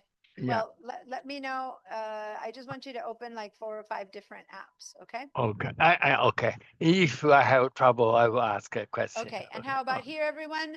Give me a yes. Look at your neighbors. If anyone's having an issue, let me know. Okay. Let me see. I had you open contacts, calendar, Safari, and system preferences. I had you open. So open the system preferences. That is, I can see there's no dot under it. Okay. All right. So here's what we're going to do. What's the right Mac way to do this? First of all, you'll notice that, let's do this. Let's click on, if you can see Safari, click on it, but watch what I'm going to do. What if I don't see Safari, or if it's actually had been minimized or something and I know it's running? So how do I make it come up front, become the active one? The easiest thing is just click one time on the dock, ding, and it'll pop up in front of everything else. Got it? Now, if Safari isn't very big, I want you guys to grab the corners and to make it really big. I don't want you to fill your screen, which is a different creature. And like Marta, you have it at fill screen mode. So that's not what I'm asking. I'm just asking to make it really big so that pretty much everything else is hiding behind it. Does that make sense? Now, this is when, if you need to go reach some other of your apps, you might be tempted, you know, to grab this and move it out to look at your calendar, right? So now what I'm going to ask you to do is instead is to say, okay, now I need to see my calendar. So what do? You go to your dock and you click on the calendar icon and the calendar pops up to the front. Go ahead and do that. Then you want to talk to someone and you need their contact information. So you click on contact and it comes up to the front. So whenever you click on something over here, you need to go to your system preferences or system settings. You click on that and it pops up to the front. So you're basically not needing to move anything. Now, if there's for a reason that you need two things to work at the same time, there's a solution for that too.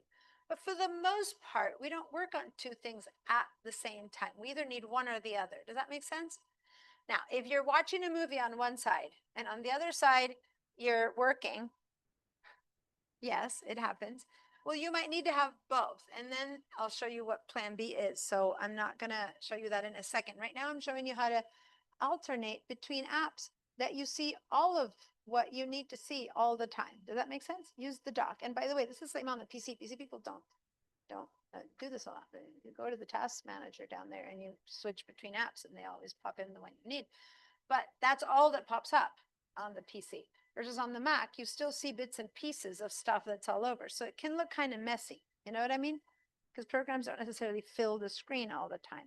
Now, there is a way to have things fill the screen, which I'm not going to show you right now. But if you're one of those people who likes your screen filled with your apps all the time, you still have your dock to switch between apps. But for now, let me stay on this mode because it's the one I'm trying to teach you. And then later we'll go into the whole full screen mode. Let me clear the feedback from everyone that's at home. Okay. And you guys aren't seeing the people at home right now because I want to show entire screen. That's why I put them on the side. But they're there. Okay. So now, say that I have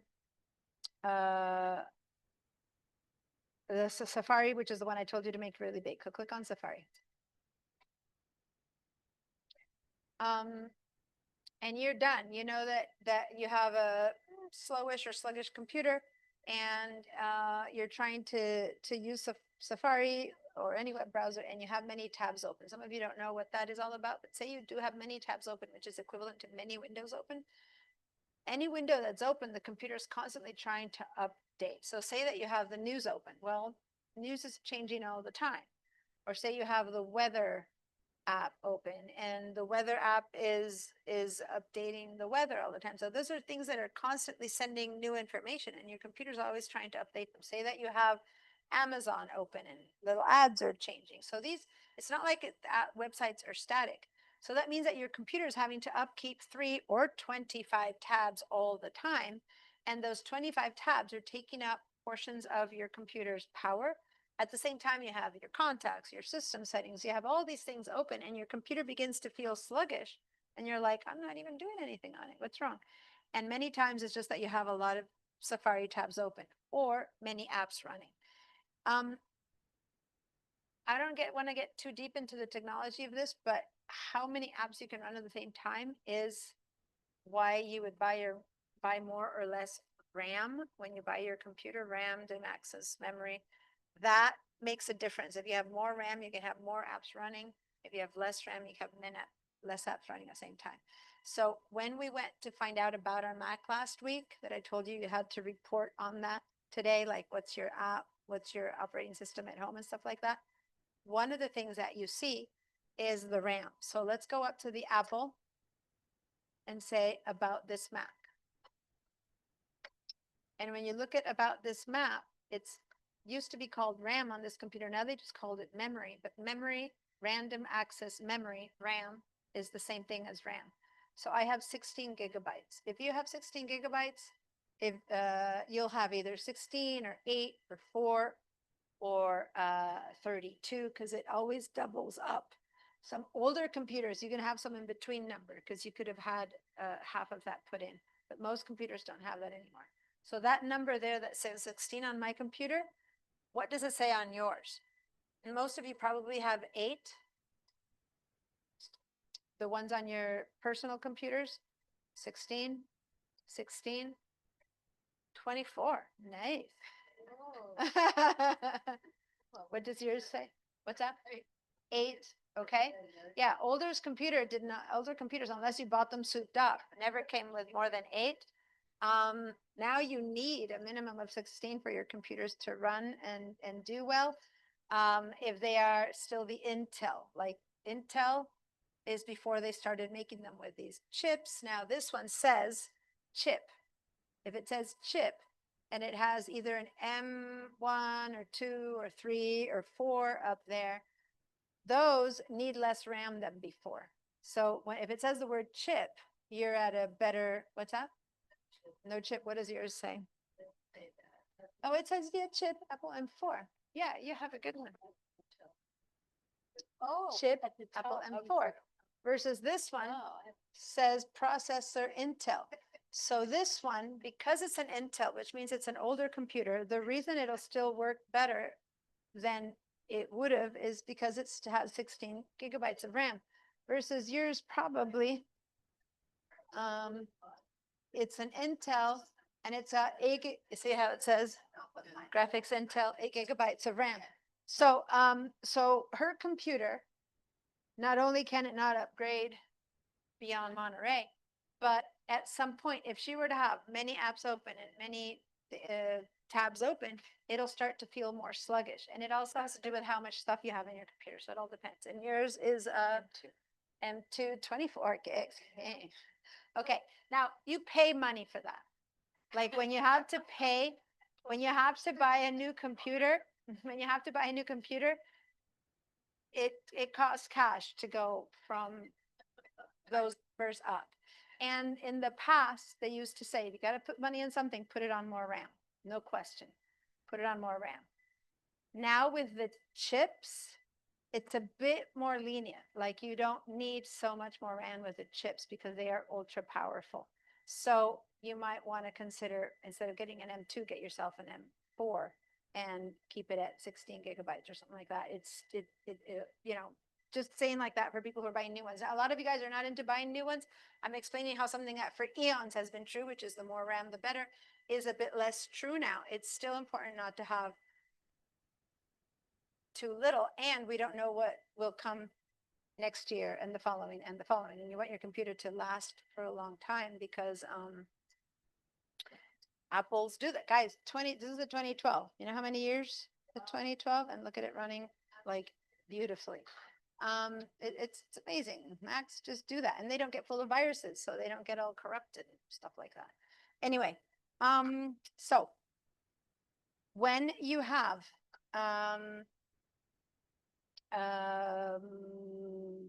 more RAM or a good chip, you're able to have more things running at the same time. But it also matters how much stuff, all these files and documents that we have on a computer, how much stuff we have on our computer. So if you have a lot of stuff and your computer doesn't have empty space to work, then that's not good either. Okay, so we're gonna work on that as well. But that really, we're not gonna work on organizing and emptying out and seeing what matters and what not matters until Mac level 1. But now that we have this other little window open, the about this, how do you call it? About this, the about Apple.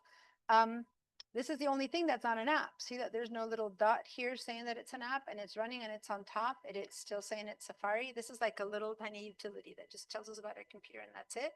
And it doesn't even have a way to minimize it. All it is, it's like a little bit of boom, a drop of info. So now you can close it, but it's not like if it doesn't, this still says Safari, which is not what this is. So I'm gonna goes down. Yes, Barbara? You're muted, so can you unmute yourself to ask your question? Are you working on a Mac Mini? Yes. This is Can Mac they Mini. put, can they put more RAM in one of those? I have one hooked up to my TV that No. As of many years ago now, when you buy a Mac, you buy a Mac, you buy what you have. It's at this point, it's older computers, maybe Jenny's, or even that's older, how, then that's you how can I got still add into, stuff. into Macs. It was Mac given to Minis, me you've when never I been took, able to add anything. You kind of like the money that you put when you first buy it, that's what you've got until it dies. You can't add or change. yeah, anything. when I got my iMac, I had them put Breaks down, they 32. can change the hard drive kind of thing, but they can't add more RAM. Well, you got what you got. They can't change a hard drive, which is almost like buying a new computer and give you a new computer. Well, I got 32 MacBooks, gigabytes laptops. in my iMac when I bought it. The iMacs, they're all like MacBooks, laptops, desktop. There's no matter what. It's been many years. There's the last model that could be changed was the MacBook Pros. I think maybe 2012s. I think maybe before this one was the ones. Yeah. A MacBook Pro, you can put more RAM in? No, not anymore. No, it's been this one from 2012, which is what, 13 years ago. So it's been many, many years now since you were able to do anything. Once you buy it, you bought it. You can't. I can't remember when I My got my iMac laptop. 2015, I was able to put much more RAM on it, for example. So certain computers, but that's it. That was the last year you were able to add RAM to your iMacs. So it's been 10 years at least that you can't add anything to anything. Okay, so what you buy is what you get. Right? How much money you put at the beginning is what it was you work with. All right, so I'm seeing here that people were answering in the chat. You had 16s, you had 8s, and not everyone answered. Oh, Bob, you're asking that Wacom pen. I'm gonna put it here on the chat. Oh, I gotta open the chat again.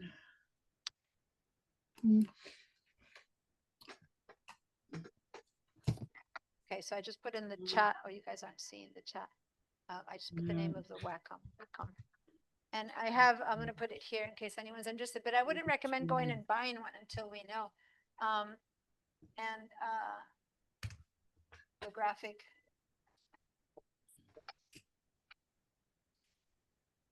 Tablet. And this, can you guys see this board? It's a little bit hard. We're trying to figure out where to put it for it to be visible. But it's right behind, where would it have to be? Further there, or is it?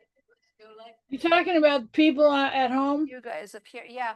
So it doesn't matter. So the thing is that for you guys to see it, that's one of the things we were doing today. I have to switch, and that's why we put it there. I am switching to show you this, but it didn't switch. Oh, because I'm Kind of a gray board. See how over here, I would have to pin. There you go. So you guys at home are seeing this now? You guys, A gray board, yeah.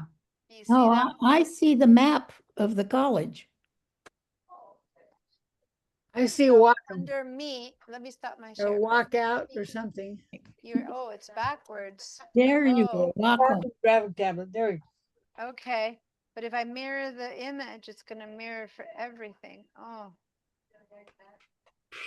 Yeah, but also if I mirror it, it's gonna mirror for everything. Well, we see it now.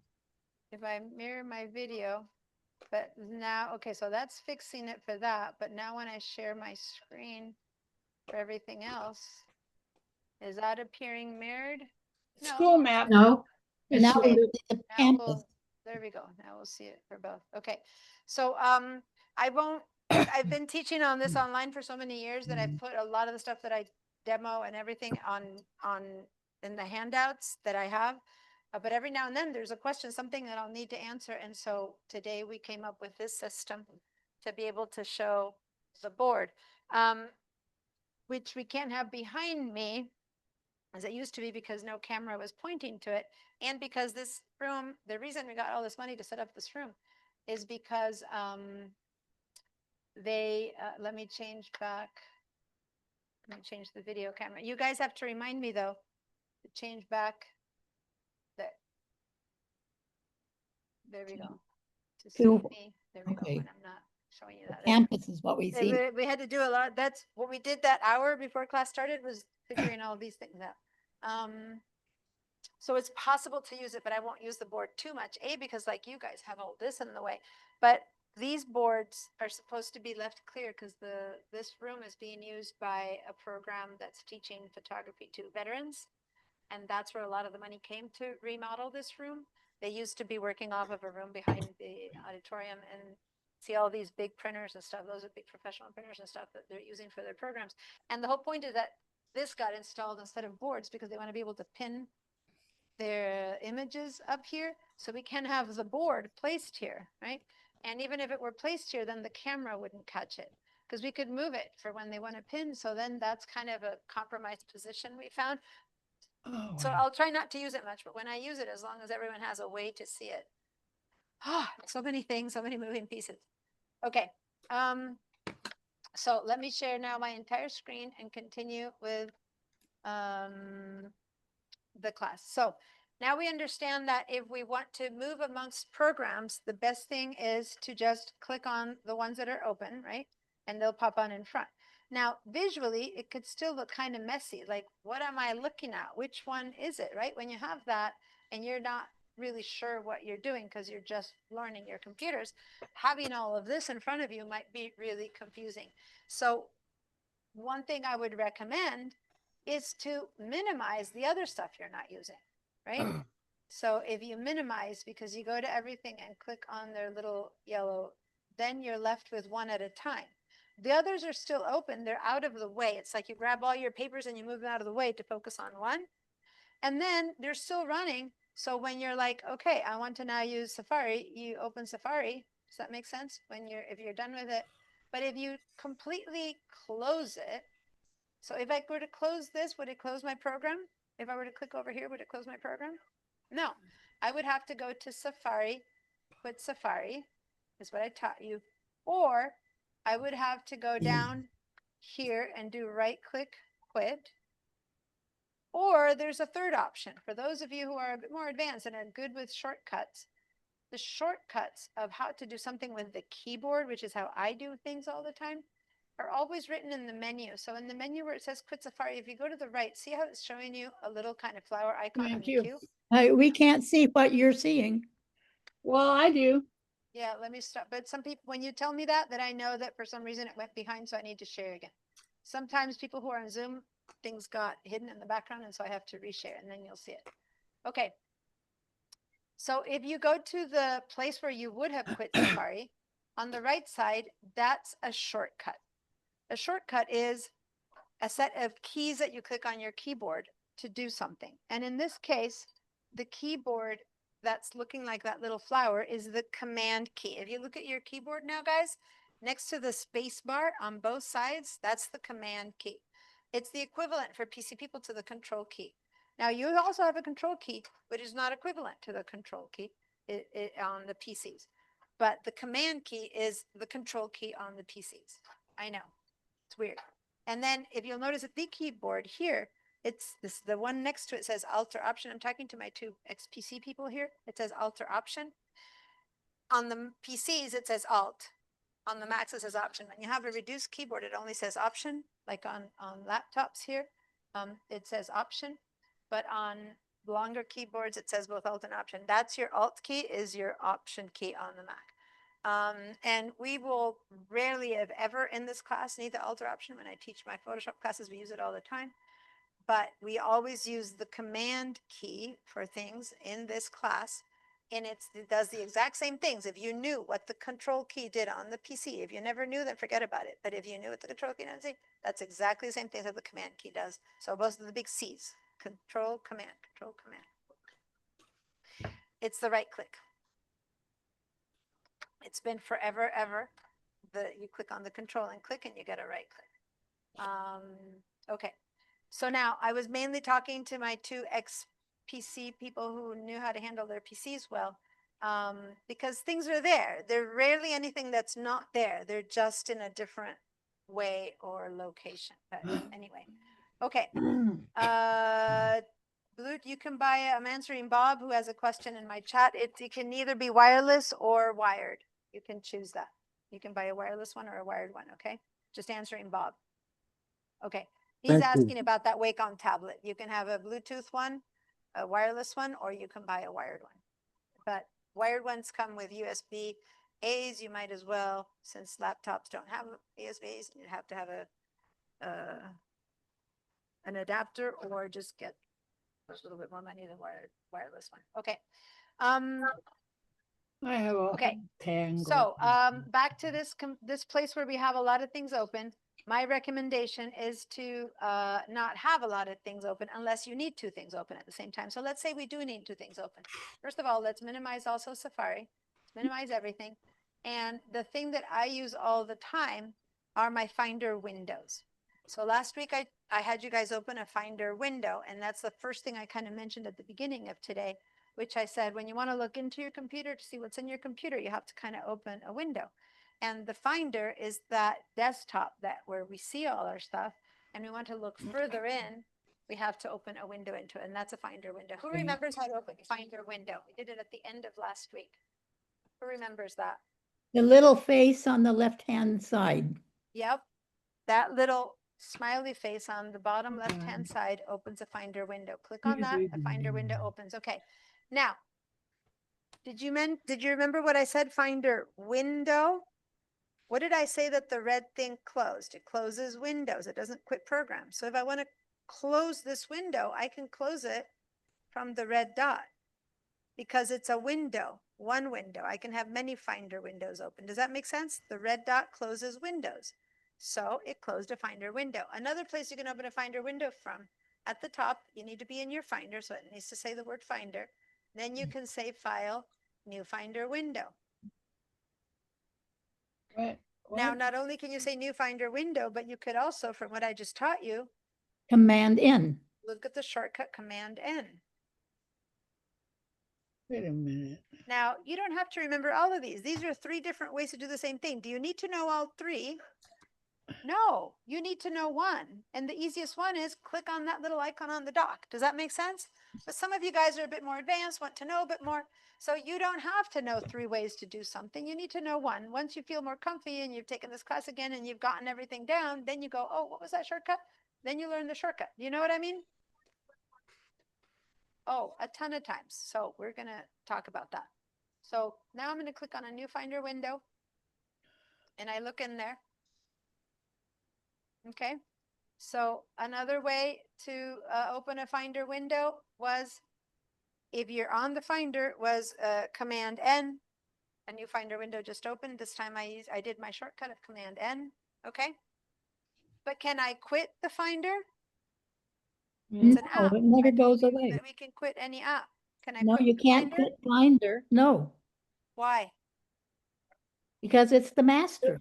It's the computer. If you go to the bottom of Finder, you'll never find the quit there. You can never right click and quit the Finder. It's the only thing you'll never be able to quit is the Finder, okay?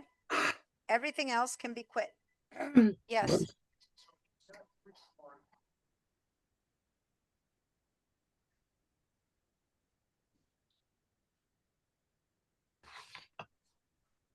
I have.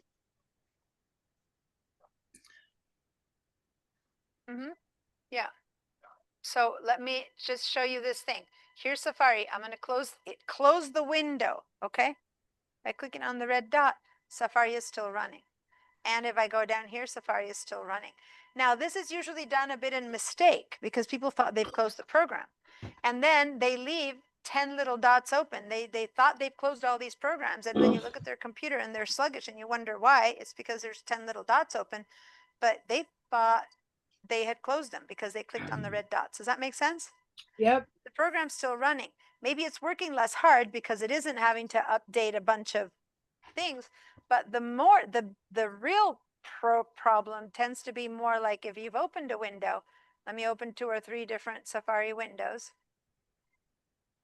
And one I'm looking at news, and one I'm watching a movie, and one so things that take up a lot of renew space, but I've minimized them. Say that I've minimized them. That's the worst case scenario because I think Safari is closed. Safari is open. but it's also running 3 windows that are constantly updating themselves. They're just hiding down here. So watch the dock on the far right side of the dock. Next to the trash, there's my 3 Safari windows. So that's where things go when you minimize them. Okay? So the program is running. You don't know it's running. You think it's closed. Your windows are minimized, but they're running, you know, intense stuff that needs to be refreshed all the time. And you don't see it. You don't see it. It's like, I'm not seeing it. The program is closed. So the one thing is to look down and say, yep, it's running. And then watch. If I want to see what's running, all I need to do is click on it and a window will open up. And that was one of those windows opened up. Now I need to pay attention over here. If I have any other running and I have 2 more windows running, I'll click that one over there and I'll click it over here and they've all come up again. Does that make sense? Deanna, There's no need to run many windows all the time. You can have tabs. We'll talk about more about how to run that. We're not learning how to use Safari right now. We're just learning about the consideration of how many apps can have many windows, which is many of them. Deanna, Hold on. Lars had a question here, but I think Sue was asking first. So yes, Sue. can you, if you close, no, if you quit, like you quit contacts, but you've got a contact minimized, does it, Yeah. If you quit a program, it quits everything. So if I quit Safari right now, and I'm going to do it with a shortcut, Command Q. This time my hand is like, look, no hands, Ma. Hands are on the keyboard. I quit the program and all 3 windows got quit. When I open again, Safari, depending on the settings, this time it opened from scratch. But in the preference of Safari, I can tell it to open with all the windows that I had before open. And that's a Really? change that we make in the settings. And so then if you were looking at 3 different things and you close the program, those 3 things would open again, which is an important setting because then you don't have to fear closing the program, right? Because you have it set so that it pulls up those 3 things. Maybe you always read the news and you check your mail online, which I'm going to teach you not to do, but never mind. And then you check the weather. If you're the kind of person that every morning checks the weather and checks the news, then you can leave those open. You can close Safari, and when you open, they'll be there ready to go and open for you. And that's a switch in the preferences. Let's all do this since I'm telling you about it. And this isn't really part of today's class. Let's do it really quickly. Open Safari. And the reason I'm telling you this is to show you that every program on a Mac, no matter what program it is, it doesn't have to be a Mac program. It can be Chrome. It can be any program. When you want to change any of its basic settings, you go to the settings. So like system settings, that system settings have been opening, it's the settings for our operating system, right? So Okay. that's where we're going to make changes to our operating system. Every computer, every app has its own settings. So Safari, go to the word Safari, and then there's Safari settings. See that?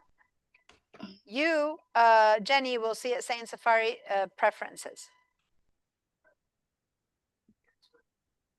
Yes, now we're opening the settings to make Safari personalized to me. No, it's the Safari settings. The settings that we've been using it before were the system settings. Now go to Safari, and in your case, it'll be preferences. And it'll be preferences. You're about to run out of, do you have your power you didn't bring? Okay. Okay, so what, give me a minute. Diane, I'm in class on Title Safari, bar? so I opened a Chrome. Give me a second. You open Chrome. It doesn't matter. You can do it with Chrome. I believe you can do it with Chrome, but I'm teaching people how to use their Mac apps. So I'm using Safari. Yes, Gigi?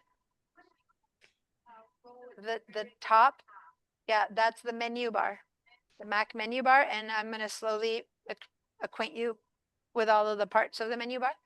But yeah, so here's the settings for, sorry. And when it says at the very, you're make sure you're under general right there. I don't know where Chrome. And under general, when it says Safari opens with, instead of a new window, click on the word a new window and say all the windows from last session. That's it. You have changed a setting of how Safari is going to work from now on. So now I'm going to go ahead and I'm going to click on Apple on this window, and then I'm gonna show you how to do tabs, but let me say that I'm gonna use whatever iCloud on that one, and just watch this piece, and I'm gonna open I don't know, Amazon on this one. Okay, so I have 3 windows, which by the way is not the most efficient way to use Safari, but say I have these 3 things open. I'm gonna quit Safari by using it this way. Each time I'm choosing a different way to quit. When I open Safari again, it opened everything the way it was. Does that make sense? What's that? I just went to settings, Safari settings, and I chose, instead of a new window, which is a default, I chose all windows from last setting. So now it's easier for me to say, guess what? I'm working on contacts right now. I don't need Safari open. I'm just going to do Command Q, quit Safari, because I know that when I want Safari open again, which is really a hog, it takes not just Safari, all internet takes up a lot of your computer's processing power. When I open Safari again, I'm back at all the things that I like to look at all the time. Does that make sense? Now, there's a drawback to this. Those of you guys who are accustomed to having 25 open tabs, and if you don't know what it is, then that's good. That means you haven't done that. But if you're the kind of person who has many tabs open, then that means that all these tabs are always running, and it's really good to not have a ton of stuff running. It's good to, have 85 things running all the time and to have 1 or 2 things running. But that's neither here nor there. If you have a newer computer with a lot of power and it's never slowing down, that's fine. Have as many tabs open as you want. Just letting you know, as your computer gets older, in the next 2, 3, 4, 5 years, that's the kind of thing you need to be paying attention to, right? So it'll depend on how many windows, internet windows you have open. So right now, because I left it in this place, it's always going to open with what I left it open. And that was just the settings. Now, again, I'm telling you this not because I want you to keep that being a choice. I'm saying this because I want to make sure that you all understand that every program has its own settings. The system settings that we've been open, that we're going to keep exploring, that's what Intro to the Mac is how to make your system work for you. And some of you guys might want it to work one way or another. But every program has its own way, okay? And every program has its own systems. So if I were to go now, for example, and I'm not going to have us change anything, but if I go, say, to my calendar, and I open my calendar, you can see that the calendar is what's open. If I go to calendar, there's the calendar settings. So I can change settings for my calendar. Maybe I want to make it have the time in what they call here military time instead of AM, PM. I would change that in the settings. If I open my contacts and I want to change something about my contacts, I want the alphabetical order to be the first name, not the last name, I would change it in the settings and stuff like that. So anytime you want something to be made differently than the basic way it comes, you have ways to do that in the settings of each program. Does that make sense? Now, as we approach each one of these programs, we'll learn which settings are not to do and to use. And I had you change that Safari settings as an example, but you don't have to. You can have it always open up clean and clear. But it's an example of a setting that's internal to the one app. Your computer doesn't care how you open Safari. Safari cares how you open Safari. Okay? Now, the system settings that we've been opening, it's how our entire system works, which is independent from apps. Safari is one thing. The system is how the base computer works. And that's what we're going to keep talking about now. Does that make sense? So what's the point of the system settings? It's how do I want my computer to work? How do I adapt it? How do I not? And that brings us back to what we did on day 1 and 2, where we talked about the cloud. Do we want our computer to send its data up to the cloud or not? That's all we've approached, right? But also, do we want our computer to turn on and show us light colors or dark colors? Or just now, Marta couldn't, when we started on the break, she wasn't seeing the colors here, and she had changed something in her settings, and we went and we fixed it, right? So there's things that you change in here that you might not be aware that you've changed. My goal is to make you aware of what this system settings has done. That says there's so many that we're not going to cover all of them. We're going to cover some of the main ones, and then we're going to cover how to have you learn to use them on your own. Now, the first time, this is the first time that I'm going to show you your phone, because I've been telling you that you needed to bring your phone to class, and I haven't. That's we use the phone a lot in this class, and we use the phone a lot in the last class. We don't use it much in the we don't use it that much in the in Mac level 1, but we use it in Intro to the Mac and Mac level 2. So, but we use it in all of them. But what I first want you to guys to do is to pull out your phones.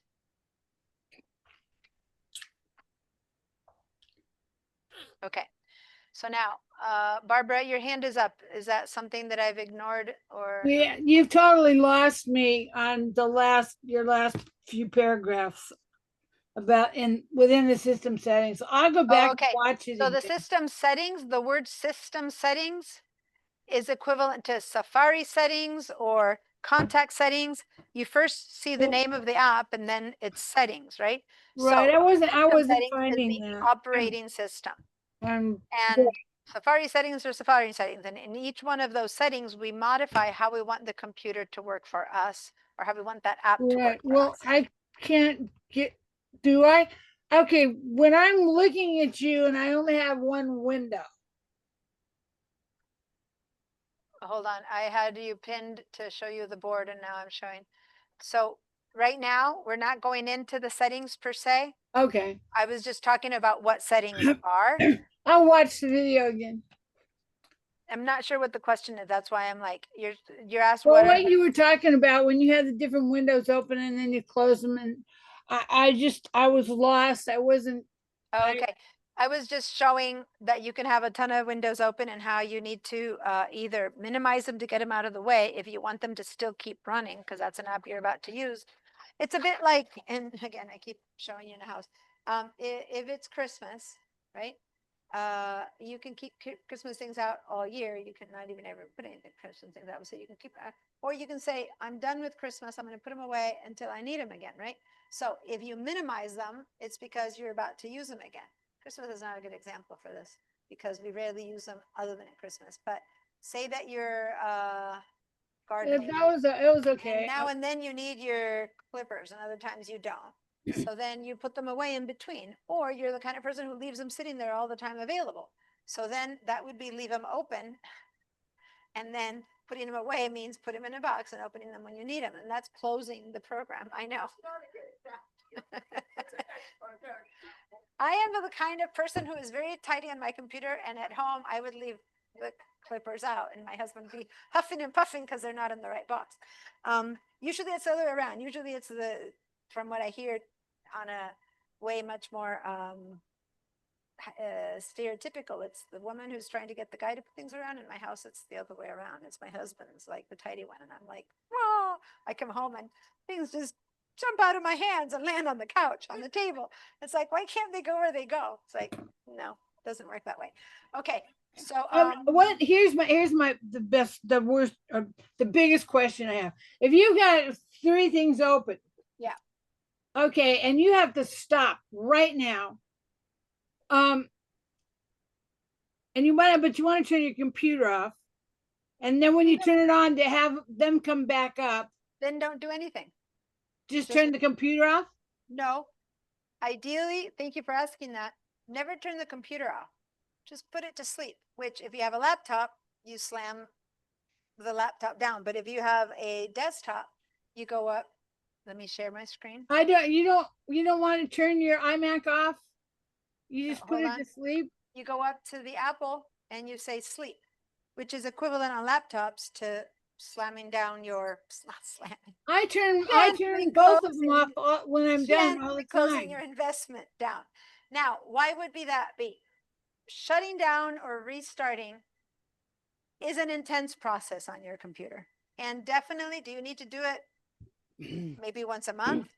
Yeah. Do you need to do it more often than that? Unless something's not running well, not really. Every time you shut down, your computer goes through this whole process of checking systems and right. And then when you turn it on, before it turns on, depending on how new or old your computer, it can be 5 minutes, it can be 30 seconds, but it takes a while. you know, when you go on an airplane and they do the whole, we hope, been told, they do the whole pre-flight check and before they run. So that's what's happening. And if something's not working, it's good to now and then turn your computer off and on again to get a lot of that to resettle.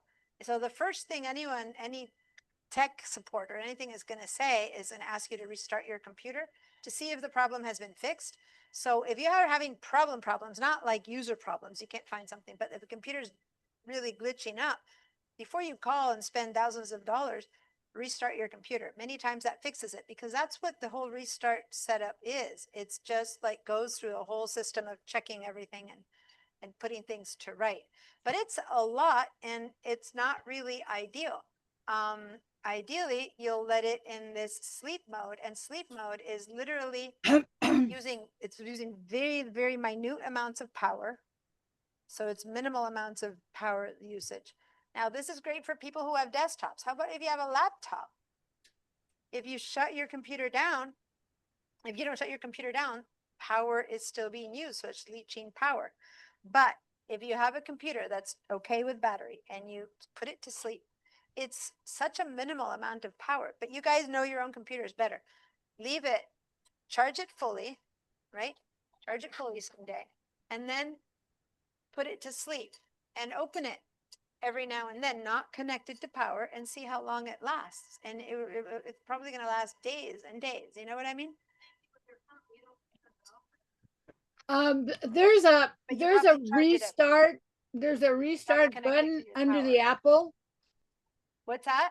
There's a restart button under the Apple. Is that Yeah, equivalent so a to? restart is it shuts down and starts up again immediately.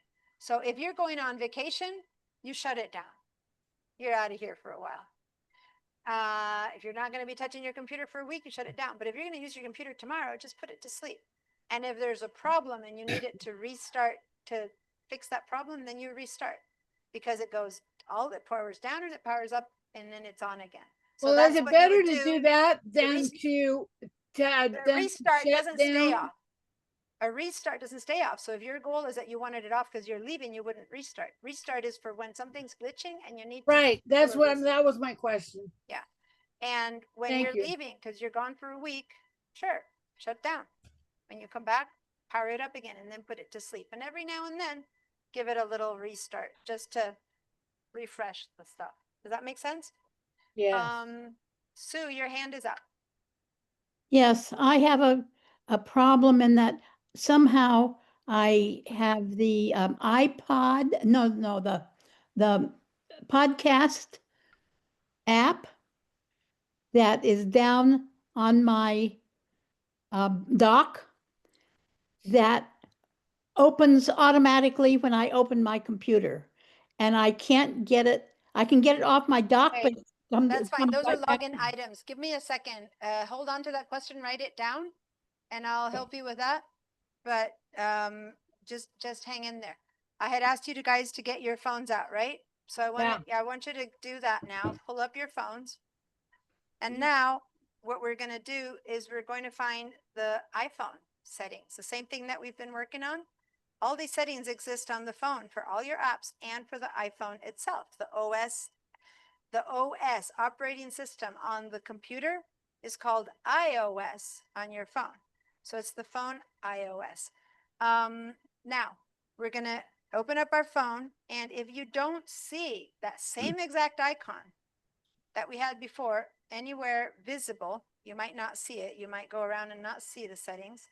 Then you need to do a search for it. You can go down here for a search, or you can put your finger somewhere in between all these icons and gently push down, and then your search appears. And then write the word settings. And as soon as you write S-E-T already, that's all you need to do. And there the settings comes up. So just writing S-E-T and it comes up. And Oh, then mine you doesn't click on do that. that. And those of you who have an iPad, also do it on your iPad. And here we are. We are in our iPhone settings. Now, Oh, here's another once you one get to for your you. settings, give me a yes. And anyone who's having hard times with their settings, give me a no or call me over. You're good. You're in your settings. Yeah, you ran it. Do you have a power cable to bring? Okay, so for now, you can keep following on the phone then. So what we're No, doing is the this phone. one's dead. Your phone's dead too. Okay. Can't help you with that. So just watch. Okay, you're good. Yep, settings. Everyone's good. You found the settings on the iPad? My settings for my phone is coming up on my screen monitor. I don't know what you're. Is it Oh, because there is a way, there is a way to see your phone on your screen monitor. That's true. But hold on, I don't want to, that's an app. That's, if you have a newer computer and a newer phone, you can see your phone on your computer now. But anyway, hang in there. I don't want to go there. I'm showing you your settings, okay? So now these settings, whoops, these settings are identical. And this is why they switched, because in Jenny's computer, they looked very different. Right? They used to look very different. And now people started buying iPhones, liking their iPhones, and then they started buying Macs. And suddenly their Macs were working differently. And so now the Mac settings are identical to the iPhones and they're identical to the iPad. So when I say identical, there's things your phone does your computer doesn't do, right? So they're not exactly identical, but this portion of your settings that we're looking at is exactly the same as the sidebar of your computer settings. So just pay attention. Look at my screen. Here it says airplane mode, Wi-Fi, Bluetooth, cellular, battery. So general, accessibility, camera. So let's remember a couple of these, except for cellular and battery, because my computer doesn't have a battery because it's a desktop, right? But your computer might have battery. But cellular, my computer doesn't have a cellular phone. okay?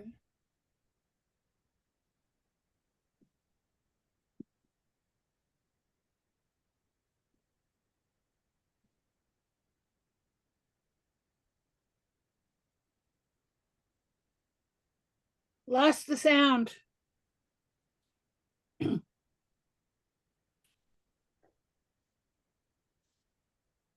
They tell me isn't happening, and I'm telling Yes, them it is your happening. It sound's just on. stops itself. The phone, the mic just stops itself, and they're like, "That doesn't happen." I'm like, "Yes, it does." Okay. Thank you for the wild waving. That's what I needed. Okay, so so here's the computer now. You guys still look at your phone, and I'm showing you the computer settings. And see how here I have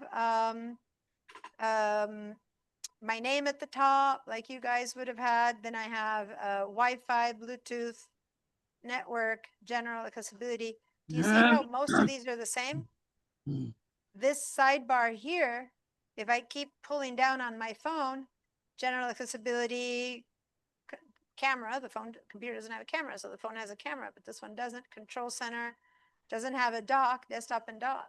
Phone doesn't have a desktop and dock, so it's not there, but it has displays. Do you see how it's basically the same settings? Yes.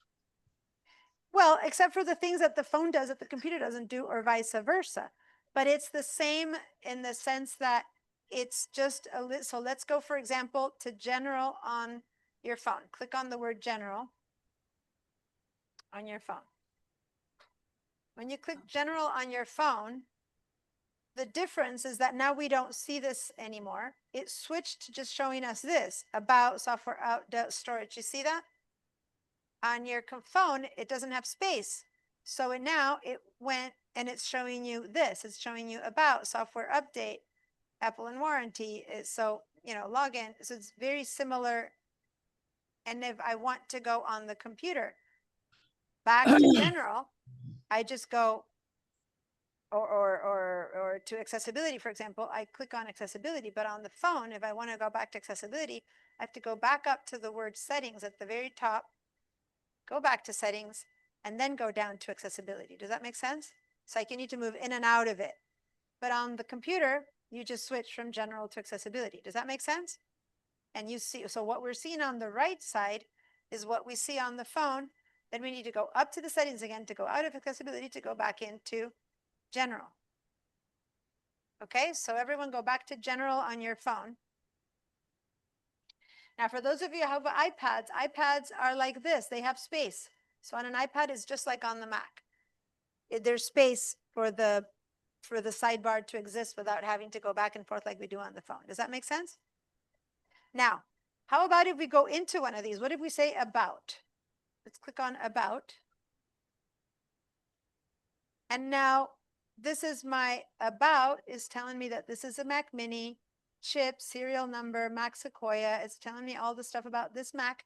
And on my phone, it's giving me the model number, the songs, videos, Wi-Fi address. Basically, it's telling me about the phone. Does that make sense? The information is different. A phone is very different from a computer, but we're in the about of that device. If you're in the about of the iPad, it'll say whatever is about the iPad. Now we want to walk out to go to the rest of general. We go up here to the top, go back. And now we go. So this part is working just like on the phone. You have to back out of it. Now we go to software update on your phone or on the computer. And now it's telling you whether there's a software update or not on your phone or on your computer. Some of you guys might see that it's saying that there's an update. Some of you guys might not. Does that make sense? Now, so this is exactly the same on the iPad. So now I'm going to back up. So I'm going to go back here, software update, back out of the way. Okay. So what I'm showing you here about the computer and what you're seeing on your phone as the equivalent thing. Does that make sense? So everything that doesn't fit here, you have to go back up to the settings to go back to that main column on your phone. So you end up going back and forth on the phone a bit more because there's only one width. And on the computer, you have to go in and out. Once you go in there, you have to go out again, and then you go in there, and then you go out again. On the phone, you have to do that all the way from here. You go to, general. Now I'm going to share again my phone.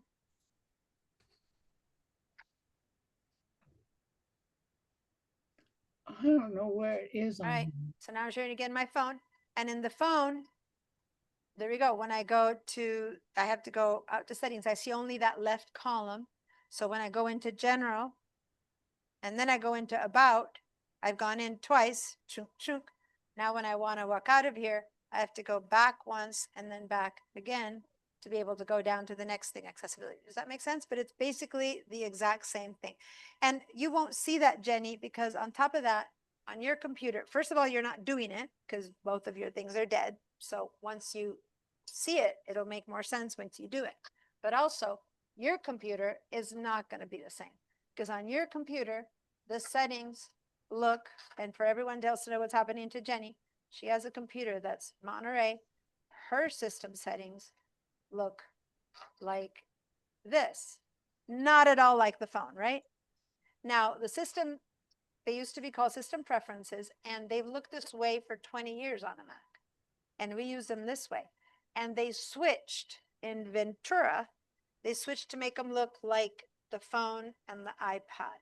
They switched the Mac to look like the phone and the iPad so that now, no matter which device you own, everything looks the same, which makes more sense. But for people who still have older devices, it looks totally different. But here's the general. I go into general. Here are my general choices. If I go into appearances, dock. So the settings, once you go into them, are pretty similar, but you go into them in a very different way. Does that make sense? It looks visually different, but what happens inside is very similar. Okay. All right.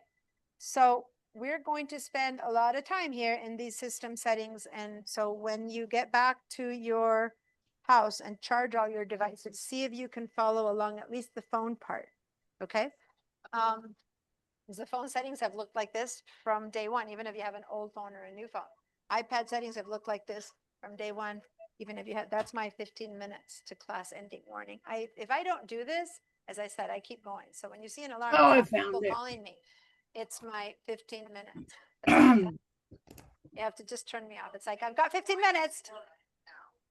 I know that I got 15 minutes to, sometimes I said to people, I'm going to help people the last 15 minutes and everyone can go, which we did last time because I was helping people download stuff. Other times we have class until the end. So it's not like everyone leaves 15 minutes. It's me to know that I have to bring it to a close in 15 minutes. Okay. And last week I did work with some people and everyone else was able to go, but that's not the norm. Okay. So those are the settings. And the settings for our system, as I said, in the in the computer, each app has its own settings, okay? Like we did with Safari. On the phone, on the other hand, when you want to modify the settings for each app, you still do it through the phone's settings. And so whenever we need to modify an app, we'll do it. The settings on the phone encompass also the individual app settings in a place that's called app settings. In the settings, there's a place for app settings, and then you go into the Safari settings for the phone, and then but it's all encompassed in that one app. Okay. So every app that you have on your phone can be modified. Now, do you have to modify them? No, just come with what came. Or, yeah, I want to be able to see the windows that I closed when I open them up. So then you modify them. So the question is, when do we want to modify them or not? And as we study each app, you guys might prefer to Argentina. We use what's here called military time. That sounds so horrible. That's just regular time in the rest of the world. It's just time, right? And so we might want to change our calendar to what we call time, but we're here called military time because it makes more sense to us. Now, living here, it makes no sense to do that. But if I buy this computer and I go live in Argentina, I switch it to there because when people say meet me at 18, I don't want to have to be like, oh, 6 p.m. Does that make sense? I don't want, so I'll just leave it at 18. And that makes sense, right? So that's what where did I change that? In the settings. It's very simple. It's a simple like change. What's that? Like a video. It's videoed. It's recorded. It's recorded. I never watched my own videos because if I were to watch them, I'd get by the way, when COVID started and we all had to start recording our stuff, people to this day, it was like, I don't want to be recorded. I was the same. I was like, oh my God, I'm going to be recorded. It's been 5 years. I've lost it. I'm like, I don't care. I'm just me, and whatever you see, you see. No, because I was teaching from home. No, the first like 3 weeks or so, we were still here with a mask on, and then they closed the school down and we went home, and I was teaching from home. But for a few weeks, I'd say for 3 or so weeks until they closed the school down, we were coming in here to teach with masks on. And yeah. Well, I have Macs at home, but yeah, they bought us webcams. I had my own, so I didn't need it. And what else did they buy us? Hotspots, because not everyone had good connection, so they bought us a hotspot so we'd have a better connection. But that's it. The rest we had to have our own gear. Yeah. Okay. Next thing. Yeah. Now, for example, on the contacts, some people want to be able to look up their friend Mary, and some people want to be able to look up Smith to Mary. So you might want to be able to switch how the contacts default works. You don't want to go to Smith to find Mary. You want to go to Mary, David, Jack versus Johnson, Clark, whatever. You know what I'm trying to say? So little things like that, that's where the settings go. You just change it from the default to work for you. But you could also work as it works and you get accustomed to it, right? So it doesn't need to be more complicated. It's only once you get to know that this is possible, you go, oh, this works better for me. Now I can look for Mary instead of for Smith, that's it. Exactly. And what you'll find too is that when you do a search, you'll find her under Mary or Smith. It doesn't matter. So actually, those are just tiny examples, but yeah. Okay. So now, I'm going to share my screen again. And now let's go to that Finder window that we opened at the beginning of last week. Okay. So now I'm going to close. I'm going to quit. So the main thing that we've learned today is how to navigate amongst all these open programs, how to ideally not have a ton of open programs, but if we do have them, how to, because we need at the same time 2 or 3, then we're going to minimize them to keep them open or close them. All right, so everyone opened a Finder window? One Finder window is open? Okay, now let's open another Finder window. Let's look what happens. Watch, pay attention first. Watch my screen. If I try to click over here again for another Finder window, it's like your Finder window's open. What do you mean? At most, if I had something covering it, then this would be like, oh, here I am. It pops up, right? But other than that, there's a Finder window open. So it doesn't get me another Finder window. There are two ways to get another Finder window, but one is good old right click, new Finder window. Okay, right click, new Finder window. Now I have two Finder windows. Right click on the little face and two Finder windows. Okay, right click, or for touchpads, two fingers down. Well, we'll right now just go with it. I'm teaching you how to deal with multiple windows. I use two Finder windows all the time, but I don't even want to go into the details of what or why. I'm just showing you how to new Finder window. Okay. So here I have one Finder window, another Finder window. Let me just show you really quickly why. It's easy to move one over and to see two because I have a very big window. But if you have a small computer, it might be harder to do that, right? Okay, But- I have a problem. Let me just show you this in a second. Why would I want to have two? Well, what if I want to see on the one hand what's in my documents and another hand what's in my downloads at the same time? For example, and what if I want to drag something from my downloads into my documents? And then you have, it's easier to do that than to have to do it in one window. It's just an example. When you say why? There's so many other reasons, but I'm just giving you one reason why, that's all. Okay? To see, it's like you open a door to look into your bathroom and a door to look into your bedroom. You're looking at both at the same time if the doors are near. Yeah, I could drag this over from there to here. Anyway, right now, we're not going to do that. That's just, yes, but you can. Okay, you giggly people. Well, you're giggly now. They're giggly people. Now, here's what I want to show you. Each window gets to be the active window. See the colors? And if I click on this one, it pops in front. I click on this one, it pops in front. When I put them like that, they still do that. If I click on this one, it became the colored one. See how it becomes black letters and colored, and that one is all grayed out with gray? It's the inactive one. It's the one in the background. And how do you mean background? They're all on the same level, but one is the active one. Okay? So whenever you see colors at those three top bubbles, whatever it might be, a Finder window, a whole app, that means it's the active. It's the foreground active window. And you should be able to find its name on top of it's an app. But when it's two Finder windows, it'll still say Finder up there. Then it's which window is your active one is just which one you're clicking on. Okay? Now notice that I'm trying to click on empty spaces and not on something in particular, but that's okay. I could be clicking on something in particular. I just don't want you to mess anything up that's there right now. So that's why I'm just kind of clicking on empty spaces, right? Try to always click on empty spaces to not change basic settings. Yes, Yolanda? I think I'm lost. When you said click on the Finder window, Mhm.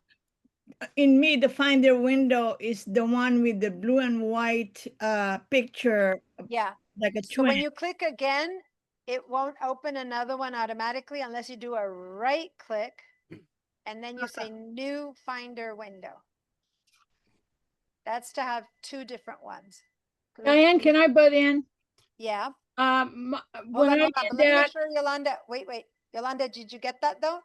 Were you able to open a But new one? I click on it, and what it shows was new Finder window and new smart folder, and Yeah. then Finder. So click on new Finder window, click on new Finder window, and then a new window will open up.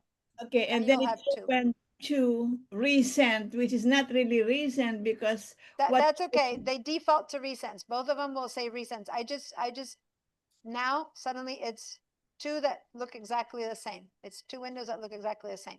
I just went ahead and chose to look at downloads in one and to look at documents in another. But when they first open up, yes, they both default to recent. So you can have two identical ones. At this point, it's a little one. I have two.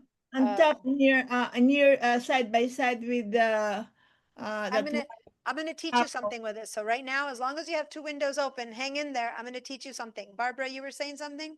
okay, when I went down to the Finder and set it to open a second window, it did, but the first one disappeared. So I minimized the first window or whatever window was showing, And then I went down and said to open a second window. And then I went down and opened back up the first one I closed. And then I have two. It open. It should have let you open another one. I can go up here to Finder again, right? And go to File, New Finder window. I can have 3, I can have 4. You can have as many windows open as you want. I'm going to clean it up by having only 2 right now, but you can have many Finder windows. Now, normally I need 2. Rarely do I need 3, but sometimes, guys, I am doing like enough stuff that I have, like I'm working on school assignments and attendance and stuff on one window. And then on the other window, I'm working on some Photoshop stuff. And on the third, I have my clients. And so I'm just working on them at the same time. Normally, you don't have to do that. And I have 3 different monitors at home from the same computer, and I'll put like work in one and another one. That's fine. It's all doable. But normally, you're fine with 1 to 2. But let me show you. If you have one screen, especially if you have small screen, where Mine you won't don't work have that way. you don't want to be able to, like, you want to fill your screen. There's something here. And watch, this is totally new, and I want you guys to practice it at home. This green button, I'm going to hover over it, and just hovering, I didn't click, okay? If I click, and this, just watch, please don't do this. This is like something that we'll keep practicing next week. When I click on it, That's cool. when I hover, it shows me that. When I click, it becomes full screen.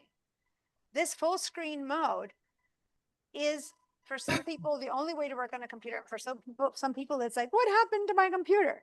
It can make you crazy. Let me just say that if perchance you click on green and get into a mode that you're like, "Wah," just hit your escape key. So everyone look at your keyboard, and the escape key is the top left key of your keyboard. Hit escape. Oh, I'm out of full screen mode. Now, if you're in Safari watching a movie and you want full screen mode, then your whole movie fills your screen. It's wonderful. How do you get out of it? Hit your escape key. Okay. So that, I just want you to know, whenever you click on that, every program under the world can be put into full screen mode. And I hit escape key. And then I go, well, really? Every program? And I go to my settings. That one only got bigger, because when I hovered over it, instead of 2 arrows, it just said plus. It just doesn't have more windows. This is my system settings, and it's restricted to one small window. It doesn't do more than that. So 90% of programs have arrows, see, instead of the plus sign, and the arrows go into full screen mode, and then you hit the escape key. Now there's more to that, but I want to warn, a lot of people are living in that mode, and then they feel like they've lost their computer. Next thing, what if you only hover here? Let me just do it with the Finder windows now. What if you hover over this and you don't click? And then you can have all these different choices of move and resize, fill and arrange. Let me just show you really quickly that if I want to, I could click on this one and it resized to the left side. And on this one, sorry, that one I clicked instead of hovering. Hover and move it to the left side. And now I have 2 neatly organized windows, one on each side. Okay. And then I don't have to be pulling them open by hand. And you could have 2 Safari windows open this way, or a letter. Say, have you ever had, many times when I send you guys the emails, welcome email to the class, I have the one I wrote last session, and then a new in Word document. I'll have the new one, and then I'll copy what I need, and then I'll change what I don't need, and then I send the new one. I don't rewrite the whole thing again, right? So then I'll have 2 windows open. The old one. Yeah, it's basically kind of like split screen. I'm just doing it with That's a Finder nice windows trick right to now. know. If I hover over this now that is 4:15. That means end class. That was my final end class. Okay, because I want to respect your guys' time. So if these are messed up and they're all over the place, and I'm just like that, and I hover on this one, and I say, and I have, maybe I have a third window. Let me just for a second open a third Finder window right now. I can hover over this, and I can say just arrange, right? And it does that, and it gives me 3, right? So basically, just showing you little things that you might want to keep play around with. The fill screen is clicking on it, okay? To get out of it, you hit escape. And then the others are just different ways of organizing all those multiple windows that you have, okay? You can have it doing this. So play around with that. with things that you're not gonna mess around, like Finder windows, just don't touch the stuff in there for now. And it doesn't matter, they're all in recent, so I don't care. I'm just talking about the organization of windows. So when you do have a ton of different apps open, you have the calendar, you have the contacts, and you have Safari. If you were to do that and say, organize windows, then boom, now I have Safari, contacts, calendar, and Finder. You see that? Just because I told it to just not have them all over the place on top of each other, I asked them to just give me a better gander of what I've got going. Does that make Oh, sense? I got I one. had those apps open, yeah. Right? Now, yeah, if they're Quick not open, they question. won't. But if they are open, it finds a way to organize them for you. Okay? And then when I want to work on contacts and I click on contacts, it's there, Safari, it's there, calendar is there. Now, when you have a small window, you don't want to do this that much, right? But anyway, okay. Unless you have, hold on, I want to honor that everyone here is, the class is over by about a minute. So, everyone who's leaving, just leave at home. I'll see you on Monday. Everyone who's here, you need, if you're on your computers, you need to sign out. If you're on school computers, you need to log out. Okay? Please log out of your school computers if you're still on your school computer. So Gigi, you know how to do that. Anyone else who signed into their computers needs to log out. Did you log out of yours? How did you do the log out? Through the Apple? Logged me out and then when I It- went to log And you went, yeah, if you don't use it for a while, it logs you out. Okay, I just wanted to say that. Now, if you have questions, I'm happy to stay and answer questions. I just want to make sure that before you go, 2 more things. Carol, What? please make sure you've signed in. And if you haven't signed in, please sign in. That is crucial. I won't remember who was here. Zoom, I can look at the recording, but I won't remember who was here. So please sign in. Take your name tags and your green and red card and drop them off by the roster on your way out. Okay? And now I'm happy to answer questions. I'll see you all on Monday. Yeah. My daughter bought this for me in January and I've been kind of bumming along. Okay. Yeah. Oh, so my alarm that I need to, it's reminding me, let them go. It's reminding me, let them go. Let them go. And so my question is, when people have brought in their laptops and so on, should I just use this and sign into my iCloud and all of that so that when we start to work with files, When we start working with files, if you want to, yes. On the one hand, it's different to work with files from your iCloud than from your computer. So I think you should still learn to use with all the fake files. Okay. Because all these windows, all that doesn't show up in the iCloud. In the iCloud, you'll have your files. So when we start working with files in Mac level 1, yeah, go ahead and do it in the iCloud. Okay, so I. But in this And one, people I'm like teaching you how to use the computer. Yeah. It's not about which files you have. So it doesn't matter if it's your files or not. Cause I go home and then I practice and do the homework on my computer. Yeah. And that's working, but I Yeah. think that. So when we start working with your actual files, then yeah, sign into the ICE. Okay? Thank you. You're welcome. Great question. Okay. Thank Yes. you. Thank you, Barbara. Deanna. Have a good weekend. All Thank you. right. Bye, Julie. Bye. Thank you. I, Barbara, what's your I get question? 2 windows Let me before stop. I get Hold on. in the class. Once I get in the class, I minimize them. People are talking, so it's harder to hear you. Can you do a bit louder? I get 2 windows before I'm I, still helping people on Zoom. Can y'all keep it down a little tiny bit? Thank you. Say that again, Barbara. I get 2 windows before I get, Okay, before I your en- screen. Share your enter screen the so I- class. Now I minimize those windows. Share your Um, screen so I can see exactly what's happening. Okay, where's share screen? I gotta go over here and hit that and then share and then share. Okay, it looks different than this, but I get 2 windows before I get into the class. Once I'm in the class, You can close this one. I minimize them, but can I close them? You can close, you can even go and close this tab, the tab that says join Zoom from workplace. Once you've joined, go and close it. See, go ahead, don't close that. Okay. I was saying, don't close that. I wanted to show you. Yeah, you can close them. Okay. You can close the Zoom tab, you can close all of them. It doesn't matter. Yeah. And Once before I Zoom is get up in and there. running, you don't need those anymore.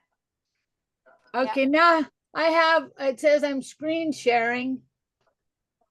But I don't see, I have 4 little pictures of people in a class, but What? I don't have my Zoom window. But that's because you're sharing your screen. So you don't have your Oh, Zoom window, okay. we're all looking at your screen. Do I stop share to get the big picture back? Yeah. Mhm. But I wanted to see what you said about two finder windows not opening. So go ahead and No, open. they all they open. I get one window and then I get another Yeah, window. but that's a workaround that it shouldn't work. You should be able to open two. Go ahead and do that. Go and find one window, open a window, open a finder window, and then open a second one. I want to see what's happening. Well, that I'm just talking about when I go into Zoom to get to the class. Yeah. If that was what you were talking Well, about. yeah, I then was afraid to red light them because it completely turn them off, so I You're fine. minimized them. What you're fine. Good question. No, once Zoom is running, you can close that whole Safari access. Once I can see you, I can close the other 2 windows. No, you're fine. You can close them. Okay, that Okay. was my question. All right. Thank you. I Sue. guess I don't state my questions clearly. No, that's fine. All right. So Sue, what was your question? But I don't know how to get the big I- window back. Sometime in the last, before the summer closed, we were doing level 3 and we were doing apps. And somehow I got the podcast app. Oh, that's true. So open. Okay, let me stop. I Hold on, don't let me know how stop. to get it back. Let me go ahead and share your screen. It's not there now because what I did is I took the app. I know. So I need to, but I need to show you what to do. So go ahead and share your Okay. screen. Why am I still? Let me Yeah, just close wait. Barbara's screen. Can you? Oh, share now your I screen? came back. Yeah, 'cause Okay. we're still sharing your screen. Go ahead and share your screen, Sue, and I'll walk you through it. Okay, so open your system preferences. Boy, or I'm system glad I have settings, you. sorry. Okay. Now on the left side, Uh-huh. let me find the login.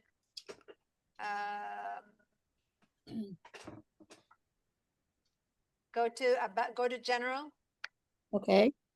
and then go down to login items and extensions. That one, yeah, your mouse was almost on it. Wait, Down 2 more, 3 more there.